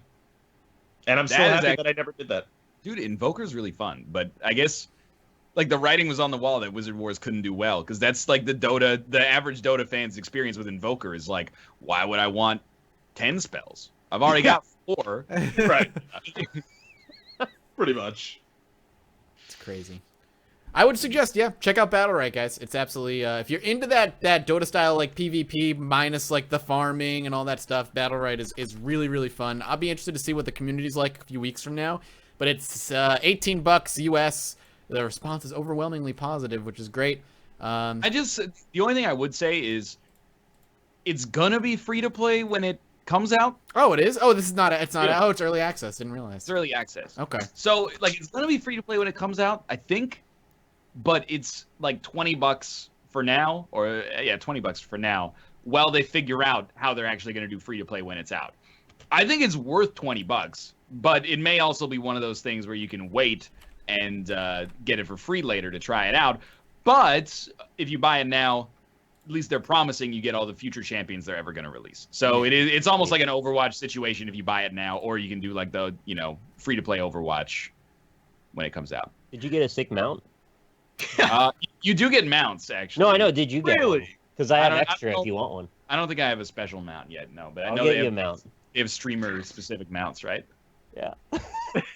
Actually, the mount thing is kind of stupid because you get on your mount to start. Yeah. And then you engage, get off your mount, and then you never see it again. The mount is literally just 2 seconds. You're on the mount for 2 seconds. Paladins?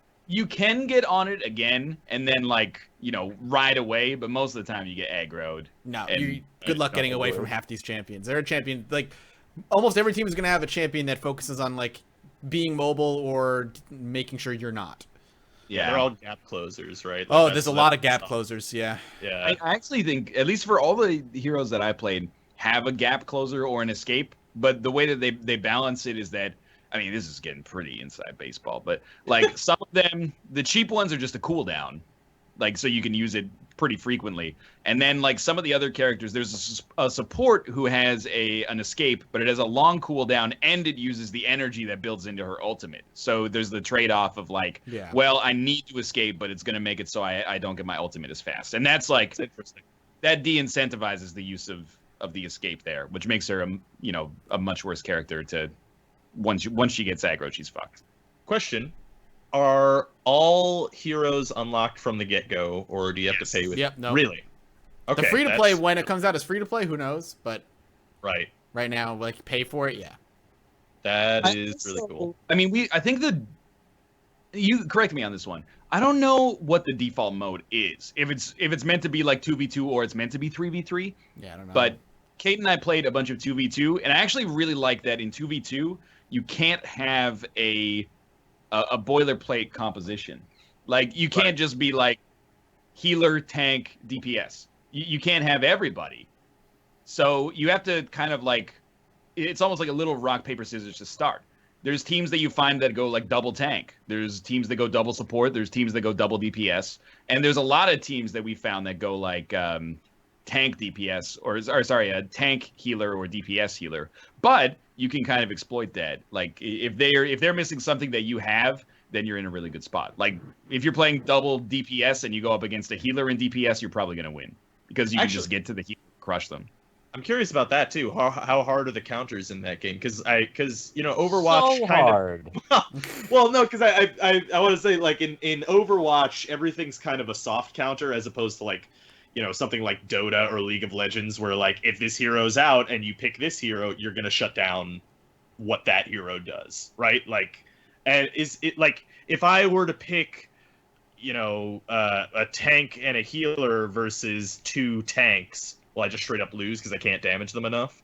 I think it's less like hero versus hero and more of a compositional thing. Like it really becomes a problem. Like if Kate and I have been running double DPS, which has been working out really well, and you just try to like kill the other team before they can heal. And if you can get to the healer and they don't have a tank, there's nothing they can do. Like if I have a complaint about the game is that if you play support, like get used to just throwing up your hands and being like, nothing I can do. Yeah. It's like two people like damaging you. You're like, okay, I'm gonna pop my shield, and then in 2 seconds the shield's gone. You're like, okay, I'm gonna use my escape, and then they just use their gap closers and go to where you jump to, and then they kill you. Right. But there are ways to get around that, but I don't think it's like a hero pick counter pick situation. It's more like some compositions work really well against some other. Well, you can't see what the enemy team's picking. Exactly, and I do. Awesome. I think one thing that I don't know if it would make the game better, but one thing that feels like it would be a logical choice is once the game starts, after like one round, give you the option to repick heroes. Yeah, that'd be good. And maybe if you repick, you get some cost associated with that. Because there are times where you're like, oh, they have this composition. Our odds of winning are actually like 10%. So, Right. But apart from that, like I'm having a good time. I think this game is really easy to get into. Check it out. Like I said, right now, if you jump in early access, $18 US, whatever your regional equivalent will be with that. And when it comes out free to play, I don't know how they're going to be doing the free to play thing. I know there are already crates in the game that you can get that give you, or not crates, but like you get stuff basically. You get avatars and skins, and you get the usual stuff. So maybe all heroes will be free, and that's how they monetize it. I don't fucking know. But I'm with Ryan. It's fun. It's easy to get into, and it's kind of boils it down to like the basics. I'm trying to think if we have time to go into another game, or we want to just go into the Ask Roundtable section. We have what, like 20 minutes or so? Let's talk about Clustertruck real fast. I'm gonna leave the bunker for another time. Let's talk Clustertruck real quick, Nick. Go ahead and explain Clustertruck. Have fun. I will have fun because it's a fun game to play. I'm with you there. The premise This is a silly premise, but bear with me. You literally just jump across moving trucks on the back of them. It's a first-person platformer, and there's power-ups. The levels get zanier and zanier. Shit gets crazier and crazier. Trucks start crashing into each other, going in weird directions, flying through the sky, getting beat up by hammers, crushed and exploded. And you got to keep jumping across those things. You get like abilities like double jump, slow down time, grappling hook, various other things along those lines. And you just got to not touch the ground and get from the beginning of the level to the finishing line. There's, I believe, 10 sets of 10 levels each, so 100 levels, each with their own theme, and custom level support, as well as a level editor, and Twitch integration, which we played with last night and actually had a pretty good time with. What does Twitch integration do? It lets them vote on a group of 3 different power-ups or power-downs to put on you. So, like, exploding trucks, every time you touch a truck, it'll explode in 3 seconds. You got to keep moving, obviously. There was one that made the trucks extra fat, so it was easier to jump on them, one that made it extra skinny, one that made the gravity lower or higher. So, you know, a variety of things like that. There's also laser trucks. They really enjoyed giving me laser trucks and Earthquake. So the back of the truck shot a 45-degree laser up into the air, and you basically would just keep getting killed over and over. It's extremely fun. It's a very simple game. There's not a lot of first-person platformers, first of all, because usually they're really bad. But this one, you're going to have that same problem you always have if you have a difficult time conceptualizing three-dimensional space and where you fit into it. But if you're reasonably decent at that, I feel like this is a really good time. Granted, of course, you can look under you as you're falling, but you're dealing with a lot of things moving at the same time. So you do have to have a decent understanding of where you fit into the level. But with the zaniness of it, the silly physics interactions that happen, the unpredictable nature of those physics, it's a game that you're going to be kind of dynamically thinking on your feet the whole time. And I don't think I should go so far as to say it is procedurally generated, because it's not. But when the trucks crash into each other, there will be slightly different physics interactions every time. Yes. So it's not like you can go, all right, I know exactly where this truck's going to be at this time. I'll be there, jump up in the air, the truck will go under me, jump off of it. It doesn't work that way. You just got to watch what's happening and react in real time to it. And there's something about that I find quite enjoyable, even though sometimes it can be quite frustrating, too, if you end up getting screwed over and over by silly things. For the most part, I found the level design pretty enjoyable. There were maybe 3 or 4 levels that I thought were bad, but every game that's like this is going to have a few bad eggs. It doesn't spoil the rest of them. I'm thinking of like Super Monkey Ball, which is full of crazy level designs. There were tons of bad levels in that. This, maybe 95% of them are good. So I can't really be too upset about it. The gameplay is really fast, adrenaline pumping. I had no moment where I was like bored of it, except for the time when I was on one of the bad levels and was like, please let this level end. But that was like it. Other than that, it just kept me into it, and the music was good, and the graphics were nice. Everything worked in its favor, so I'm leaning towards the like 8, 9 out of 10 realm on this one, having played about 80% of the game now.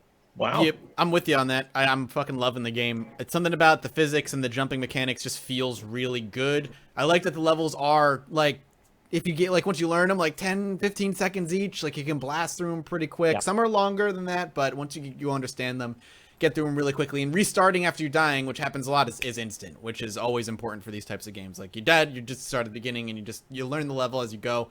I usually do, I do like 20 levels in like 15, 20 minutes. It's super fun. It's really satisfying. I'm with you. I give it like an 8 or a 9 as well. And it's I'm excited to beat the main game because I'm excited to see what the community comes up with for levels. I want to see how the level editor works, actually, if it's overly complicated or if it's very stripped down. They don't tend to be in the middle most often. Yeah. It also evoked a little bit of a first-person Super Meat Boy for me, which was a very fun concept. I can see that. It's very fast-paced. It has a lot of the good cues, good controls, wacky nature to it, and it restarts instantly when you lose. So, it keeps moving at a nice pace. Some of the power-ups are a little bit too powerful, I think. The time down mixed with the double jump makes fucking up really hard sometimes. And I kind of like, I feel like it takes away from the challenge. I have to force myself to not use those power-ups and switch to something else because they really do make the challenge of the game a lot less. But other than that, I'm with you. Yeah, game's great. Check it out, guys. I would highly suggest checking out Clustertruck. It is going to be out, in like a week? Let's take a look. It's $12, $11.99 US, and it'll be out on the 27th, so in a few days. Check it out. And the thing that'll wrap up and all of our game discussions and topics, we will head into everybody's favorite section, Ask Roundtable. Thank you to Logan Ratliff, who sent us a Twitter question at the last minute. And he asks us, if you could eliminate a major trope from video games forever, what would it be and why? And, I'll start. All right. Crafting. I mean, if every game has to lose crafting, that sucks. But I think it would be like probably still a net good for me if all games that had crafting didn't exist. But some games do it like really, really, really well, and then in other games they're like, well, the boss said crafting's hot this year, so we gotta have crafting, and I hate it. Like Dragon Age Inquisition, I like that game. I think more than the average person. I named it my third favorite game of 2014. You played through a huge RPG. That's impressive. I did. I played through a whole RPG, and I didn't just go for the dialogue that is like, okay, this moves the quest along. I learned about some of those characters, man. And but the one thing I never bothered with was like going to get a fuck ton. Keep talking. Going to get a fuck ton of like hop root from every garden in that game, and then you brew a bunch of stuff, and like actually it got to the point where like the crafting system, I had to craft something for a quest, and I just couldn't figure it out. Like I couldn't tell what I had, what I needed, where to put it, and I was just like, nah, I just don't care. So there's no game at that point. It's all you're just looking at an inventory, a bunch of squares. It's like, what are you doing at that point? Says the Terraria player. But I don't like it either at that point either. It's just crazy. In Terraria, though, in Terraria and Minecraft, I think it works, and other games of that sort. I really do think that it works because it's the spirit of the game. But what I resent, if I'm going to distill it down to like simplest principles, is when the game is like an RPG, but then they just add crafting as if that makes it more engaging or robust. This is like Deus Ex: Mankind Divided at the same time. It's like it's a first-person RPG / shooter. And then you can also craft stuff. I don't want to craft stuff. I want to find like an EMP grenade. I don't want to be, I went into someone's desk drawer and they had a bunch of silicon, and then I turned that into an EMP grenade. Like MacGyver. I just don't care enough to go through that extra step. So for me, like really poorly implemented crafting, it actually is one of the few things that will kill a game for me. Like I'll be like, this game, if you have to craft and it sucks, I just like, no, I guess I'll play something else. Actually, to go on to your point, I actually think a game that did crafting really well in that way, and this actually rolls into what I'm gonna say about the tropes, is I actually think Fallout 4 had really good crafting, because it was sort of like a no-brainer crafting system in a way. Like things that you had, you didn't even have to break them down, but they all broke down into different parts and pieces. Yeah. So I didn't have to worry about picking up the little flower on the ground or something. I'm just going to be picking up like a toy boat or something, which I was already going to do. Or a whole car. Yeah, well, yeah, exactly. But I mean, it's just like it breaks down into screws and adhesive and all that other stuff, and then you need that many things to do that thing, which would be good. But the thing that I was going to mention, which is similar, in a similar vein to that, is encumbrance. I fucking hate being over encumbered in video games. The thing is, like, I know that the common argument for it is like, well, but it's more realistic. And it's like, but it's not though, because in Skyrim, you know, you can have your encumbrance and your weight limit, but I'm still realistically not going to be able to carry like 40 swords and you know, like 30 shields because I worked out a little bit. Yeah. You know, like realistically, I can't do that. So one thing that keeps happening to me in The Witcher 3, like I was saying, I play that still every once in a while, and like the encumbrance in that is obnoxious. You can barely carry anything. Well, I think like encumbrance a lot of the time is an inelegant solution to a real problem. And the problem is, and people told me this when I was playing Skyrim, and I was like, I get it, but who cares? Like, they're like, if you don't have encumbrance, you just pick up everything. And then when you go to a town, you sell it, and you get a lot of gold. Yeah. Who cares? Right. Let me take the gold and then buy the sword. If it's that big of a problem, fucking adjust the prices of the things you're selling me. Or That's break it down basically to gold when you pick it up. Like, I mean, I realize Yeah. that maybe that's not realistic. You want to go to a vendor, but like a lot of things in games have shortcuts because they're not fun, not because they're realistic or not. That's Draw an and that's- arbitrary line at different points depending on where the culture has brought the gameplay lately. Exactly. Yeah. Honestly, in my opinion, yeah. Sorry, go on. Yeah. But no, you go ahead. Well, all I was gonna say is like the for me, an inventory system is done well if it falls into two categories: functionally or entirely infinite, Yeah. or very restrictive. Like so, Yeah. something like the culling, or something like I can't think of anything right off the bat, but like something infinite is fine too. But either or, when it's in the middle and you have this encumbrance thing, it's just like I have all this great gameplay for like 2 hours, and then it's like, oh well, half an hour to sort my inventory. I feel like I'm doing a fucking like TPS report or something. No Man's Sky is the most guilty of that of Yeah. anything I've played lately. It's so prohibitive that it made me that by itself made me want to play it less. Mm-hmm. I know some people actually like this style of gameplay, but I think that this is also obviously No Man's Sky is not developed by them, but it's kind of a Bethesda game studio RPG problem in general, is that not only is there encumbrance, but you can pick up everything. And like I Right. just don't want to do that. Like I have no problem with like I think it's a little silly when they drop like 15 weapons per dungeon. Like you're holding a sword and then you kill a skeleton and the skeleton drops a sword. I don't care that it's realistic. I'm fighting a skeleton. Yeah. How is the skeleton swinging the sword if he doesn't have tendons, Bethesda? I get that he drops the weapon he has, No. but from a kinematics, like if we're going to take it to the point of absurdity. But okay, so you drop 100 short swords over the course of the game that are statistically exactly the same as the one I use. Whatever. But I don't want to also be like, oh, what's over here? Flask, bread, the plate the bread is on, the table that the plate is on that holds the bread, Right. the candelabra on the table with the bread. Well- And then you say, well, if you can take that stuff and decorate your house, but if you don't want to, just ignore it. You don't have to pick it up, just ignore it. But what it does for me, at least cerebrally, is now every room becomes like a Comb it. sorting Yeah. mechanic where I go in and I have to figure out what's good and what's bad. And if I ever accidentally, God forbid, quick loot like a gem smelter, Oh then god. it fills up like It's over. 75 space in my inventory. I go get the gem smelter and throw it on the ground. And I'm like, I just don't care. You know, that's sort of a holdover left from when it was really exciting that everything could be interactive. Yeah. Sort of the same way Duke Nukem 3D did that for like first-person games. I would also say like Morrowind probably was the first one that I ever saw have that level of interactivity. And I think they felt like to remove that would probably be a step backward that fans would not enjoy. So I guess they tried to play to the strengths of it, even though they don't really at all. I They mean, just think it's necessary.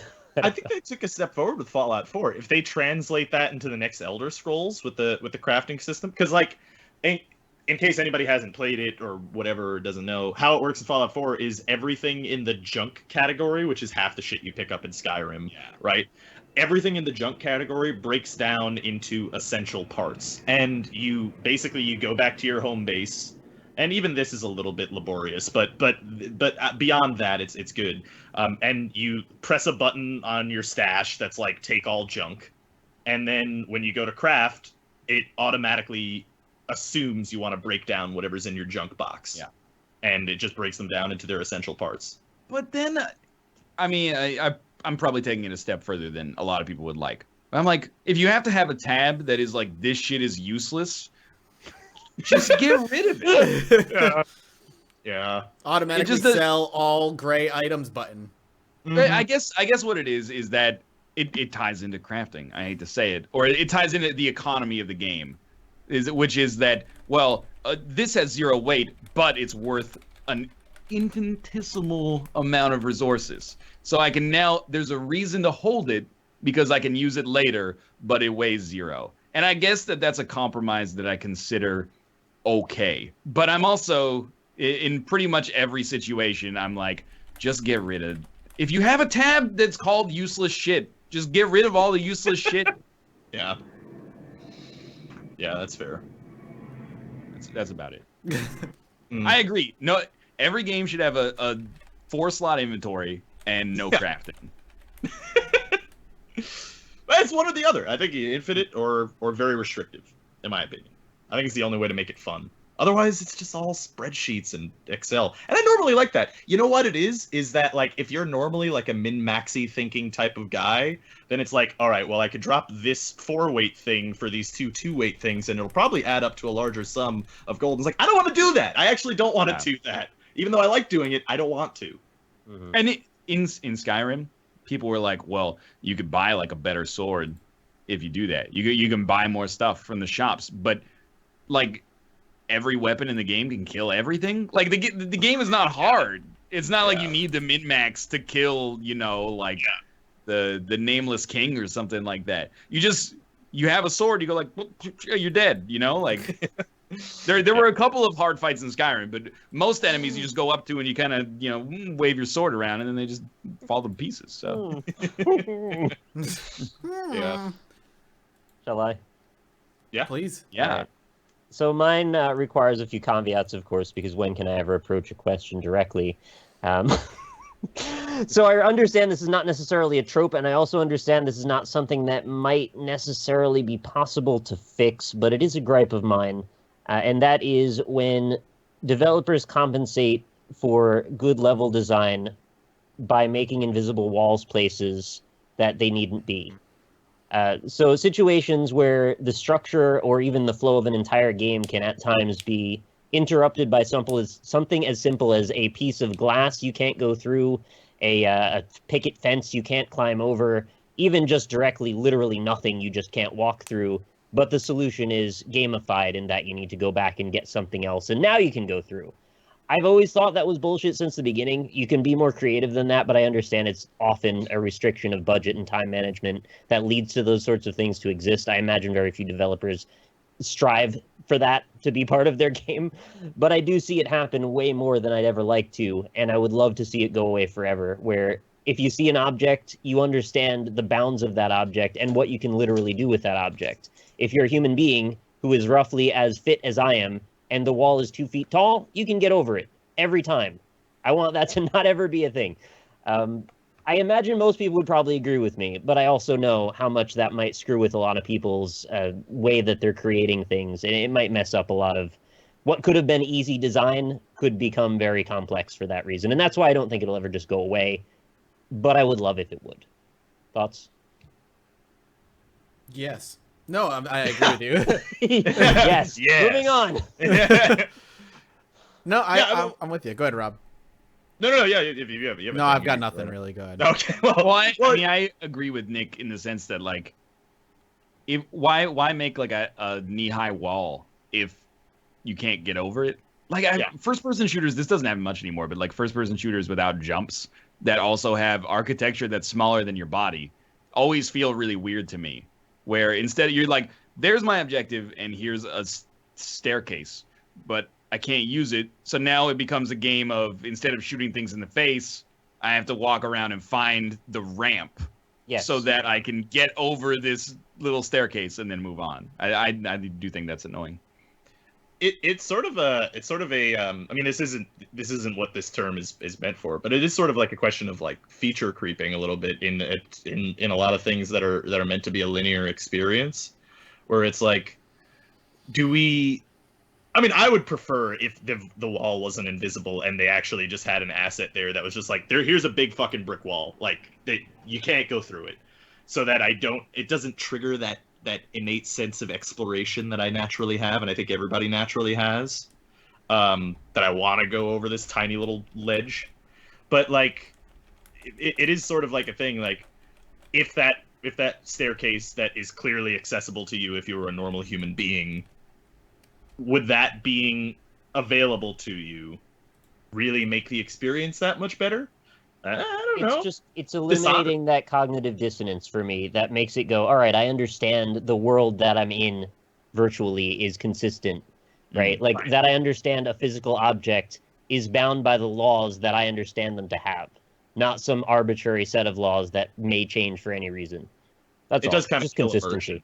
Yeah, it does kill your immersion in a game when it's just like, oh, I'm killing these giant dragons, but like, my greatest foe is a pile of rocks. Like, Right, and I mean, I didn't want to mention it, but you kind of let me really easily there. The fact that all of Dark Souls 2 hinges on a freaking pile of 4-foot-tall rubble Yeah. is stupid. yeah. You can't climb that shit in your armor, man. It's too hard. You need millions of souls from fucking demons to go through a godly gate. Or you could just hop over this rock. Well, that's what I was saying in chat, is that I really like the fact that in the speed run, at least for a while, the way that you got the critical path was just to jump the rubble. There was like a little spot where you could get up outside of the architecture and just walk around. Like, it's one of the very few times a speed run actually is more logical than the path you take in the game. The speed run in most games is like, well, you just like kind of get in the corner and then jiggle the stick back and forth a lot, and then you phase through the wall and like move into the final boss fight on level 1. This one is like, well, there's those rocks, but instead of killing like 4 bosses to get around the rocks, I'm just gonna jump over them. That's what I would have done. I was in his position. Awesome. I don't really have a good answer. My 2 that I only thought of like while you guys were talking was like, I'm tired of games doing open world for open world's sake, but that doesn't really apply that much anymore. It was a big problem like 5 or 6 years ago. Every world is an open world game because it's the new shit. The only thing that I can think of that's really annoyed me recently is games injecting gameplay mechanics for the sake of being called a video game, and the Solus Project is one that comes to mind. It doesn't happen very often, but a game that's essentially like a walking simulator for the most part, but desperately wants to be considered like a game, injects like these fake gameplay mechanics for the sake of keeping you interacting. The Solus Project, for some reason, really wants you to eat, sleep, and drink, even though it's really not necessary at all. Solus Project is an exploration game where you're finding out these stories through bits of scenery and like things that you read and bodies or whatever. But just so you know, it's still a video game. Every once in a while, you're going to need to drink, you're going to need to eat, and you're going to need to sleep. And never once is it really all that threatening to starve or die of thirst, but they have it in there anyway. You freeze to death a lot.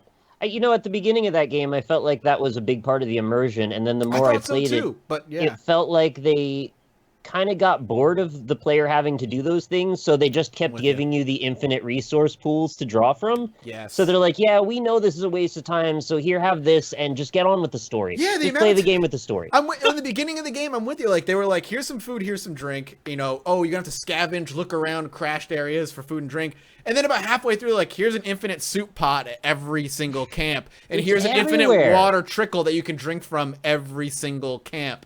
I'm like, the first night was actually amazing because there was that jet, right? The crashed jet engine that you could sleep next to because you didn't know how to stay warm the first night. Yep, and it kept Then you warm. I woke up and it was snowing and there was a fucking tornado that blew the jet engine away and you no longer had it to sleep next to. I thought that was such a cool moment. Like, I haven't seen any other game do that way, and it forced you to think, like, oh, shit, that was my one means of safety. Now I've got to figure out how to deal with these resource management elements because now I literally have no other option.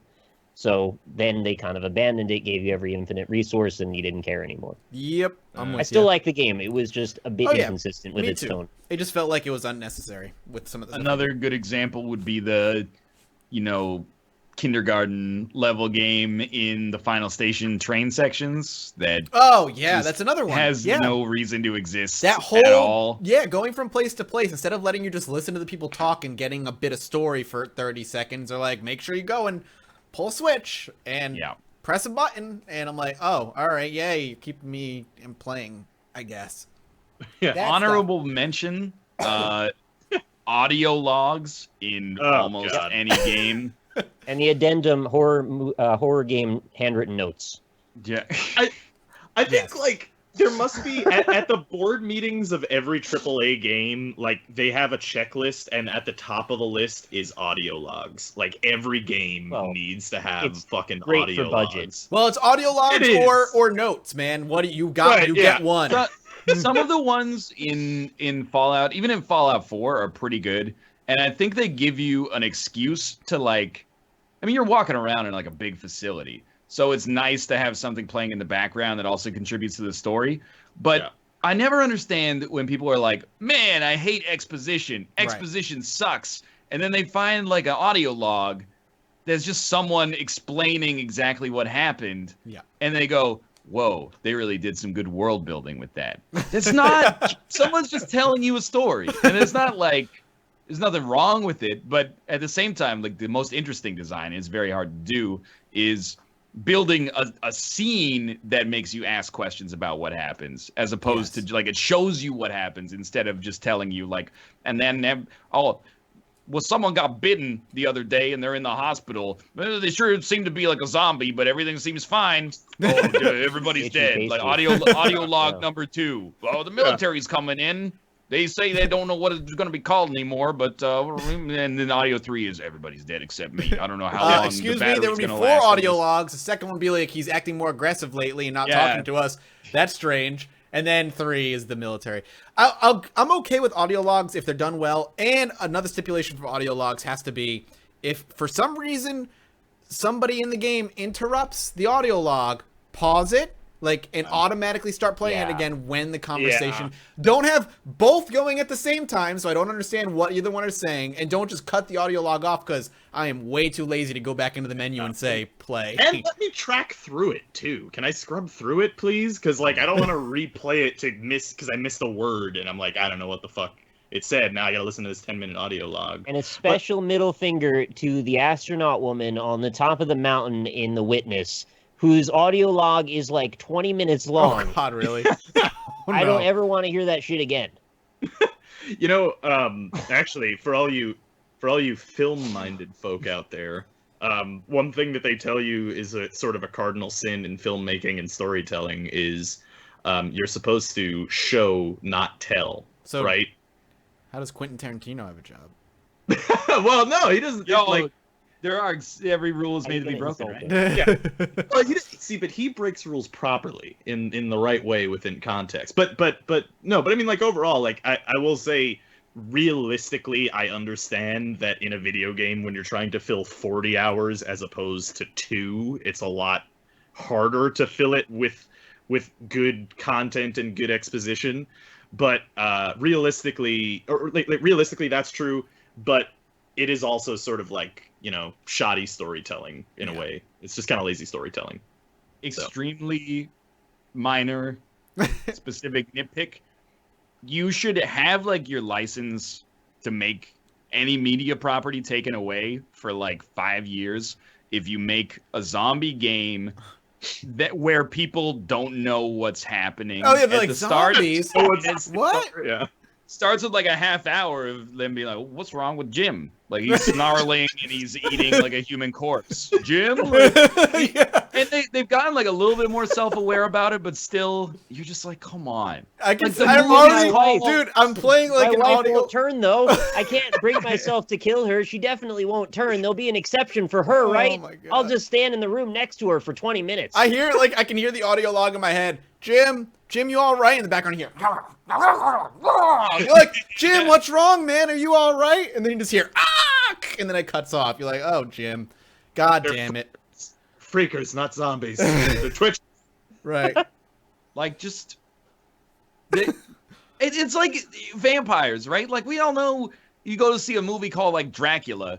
It doesn't need to open with a dude with a candle being they call them Dracula, legend tells there's a creature that brings to life. We know you're reusing 1,000-year-old monster. Not 1,000, but you know what I mean. They're trying to set it up so that universe has never heard of it before, so it's a surprise to them. And I'm not sure why they've taken that angle so many times, but don't take that angle anymore. It's not good. It's a holdover from zombie films, actually. A lot of the zombie films that weren't done by George Romero, they all did the same thing where they have no idea what a zombie is. And it's after 50 years of zombie movies, we can assume that people know what zombies are. The Final Station actually kind of does that, where it's they are basically zombies, but every note is people are being weird. I don't understand. Yeah. And all the second sub level of that is you can also just call them zombies. If they have all the traits of a zombie, we said actually they're freakers but if they have all the traits of a zombie, you can just call them zombies. Do you think someone licensed the name zombie so other properties have to call them other things so they don't get sued? No, that might be conceivable, but I also feel like Chad brought it up that like in every modern zombie movie they're like, don't say the Z word, but then they're like, don't want to say zombies because that would be just copying it from another movie. But we'll follow every single trope of a zombie movie like down to like rote repetition. But it seems so oddly forced that it seems like they know themselves that it's awkward when they do it. It's like, why would you call them, the hundreds of millions of nicknames? Just call them the thing. You know it. You're all referring to it by a thing that references the actual thing. Oh man, the Yet walkers. you seem to think it brings something new to your property to call them something else. I like to think if like there was a vampire apocalypse and we had like 1 million vampires on planet Earth, we wouldn't be like, Batman flying. Okay, that's really bad.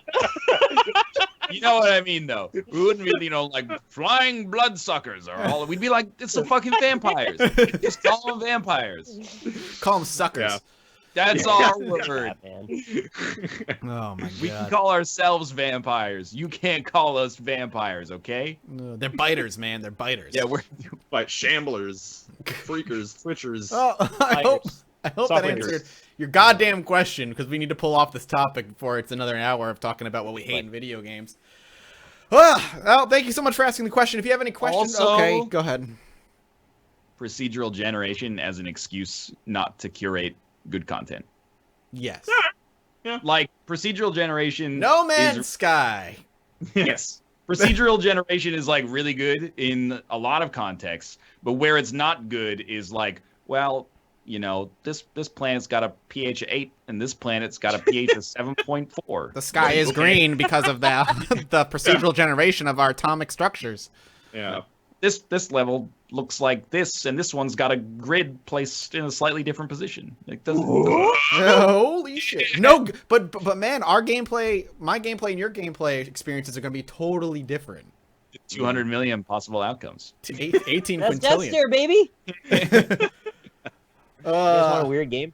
Thank you very much, Logan, for the question. If you have questions for us, make sure you send them over at roundtableyt@gmail.com. We always need more questions, and I'm sure we have some there. And make sure when you send a question, send a song request as well. I'm outsourcing that like YouTube, so we don't have to do the work anymore. That being said, after everybody's favorite section, it's time for everybody's favorite segment, which is Nick's Weird Games, where Nick picks a weird game from his library, and we try to guess it. You peg a weird game. Oh, pegging. That's a whole different video. That's a YouPorn stream. For the song, we didn't get a request for a song. So Ryan, you just got back from Japan. Can you do like a J-pop song? Absolutely not. Mostly because I don't know any or like the words in them either. Do it like Gangnam Style. It's Korean. Yeah, they're close enough. Your wife's Korean, so that works. My wife's Korean, so Gangnam Style. Dude, K-pop song is basically there's I don't know. I didn't say it. I don't know the words to Gangnam Style either. Right. Like I got I don't speak present Korean. the game now. I think that's acceptable. It's just gonna be like Opa Nick's Weird Game. There it is. That's the parody. Like the joke writes itself. Yeah. Kate's in. Hey, Kate, what's up? Why are you calling me the red? It was Mathas who said that, not me. Now we know Come on, Rob. Rob, Austin, and now Mathas are racist. So. It's a plague. It's creeping over the NLSS crew. Do My Way by Frank Sinatra. My way, the highway. I actually don't know My Way that well. Okay. My way. I did it my way. Yeah, I know My Way by Limp Bizkit. There you go, do that. Okay.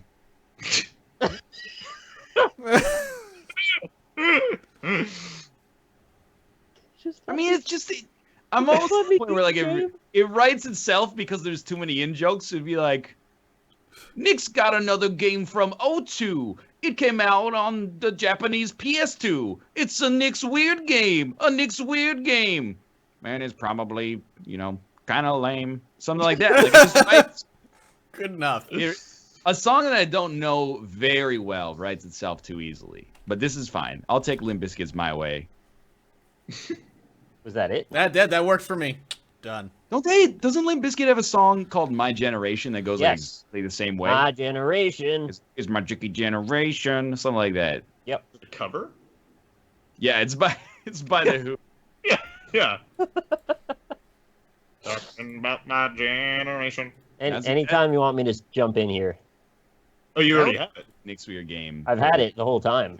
All right. I got to close chat because I will forget. All right. I really like In My Generation where Roger Daltrey goes, I hope you all fade away. And instead, you think he's going to tell him to fuck off. It says fade away. Dirty words. 1960. The YouTube heroes are going to flag this video. Stop. All right. Go ahead, Nick. What do we got? Close your chats, right. everybody. Today, we have got a PS2 game. Okay. I know you're surprised, yeah. Hey, man, you switched it up for a while, so. Yeah, well, I tried to give it a little bit of originality. Let's see, we've got this one published by NIS America. Oh, God. It's a JRPG, and I would have defined it as just a JRPG, but then I found out there was more to the genre definition, which might actually be a good hint. Okay. I found out this is a girl synthesis RPG, and it's not the one you're expecting it to be, Mathas. What is that Space mean? Channel 5? I'm going to explain. Girl synthesis. Okay. The company itself has formally defined the game's genre as girl synthesis RPG. This refers to the world hidden inside the Ray Vitalis mind called the Cosmosphere, also called the Soul Space. As well as the fact that the player can earn costumes with specific themes such as angels, shrine maidens, and witches, and have the Ray Vitalis wear them. Integrity and faithlessness all over again. The prime function and what sets this RPG apart from others is that there is such a thing as song magic in this game. Song magic? Yeah, there's two classes of characters. There's these defender-type characters like warriors, and then these maidens who sing to do spells. And the defenders have to defend the maidens so they can sing their song. It's sort of like a bard or something in Final Fantasy. And that's kind of the defining element. This is a series that has multiple games to it. And none that I have played. This sounds like I've never heard of this. So it's there's not a total of 3 of them, actually. It's not Space Channel 5. Hyperdimension Neptunia. No.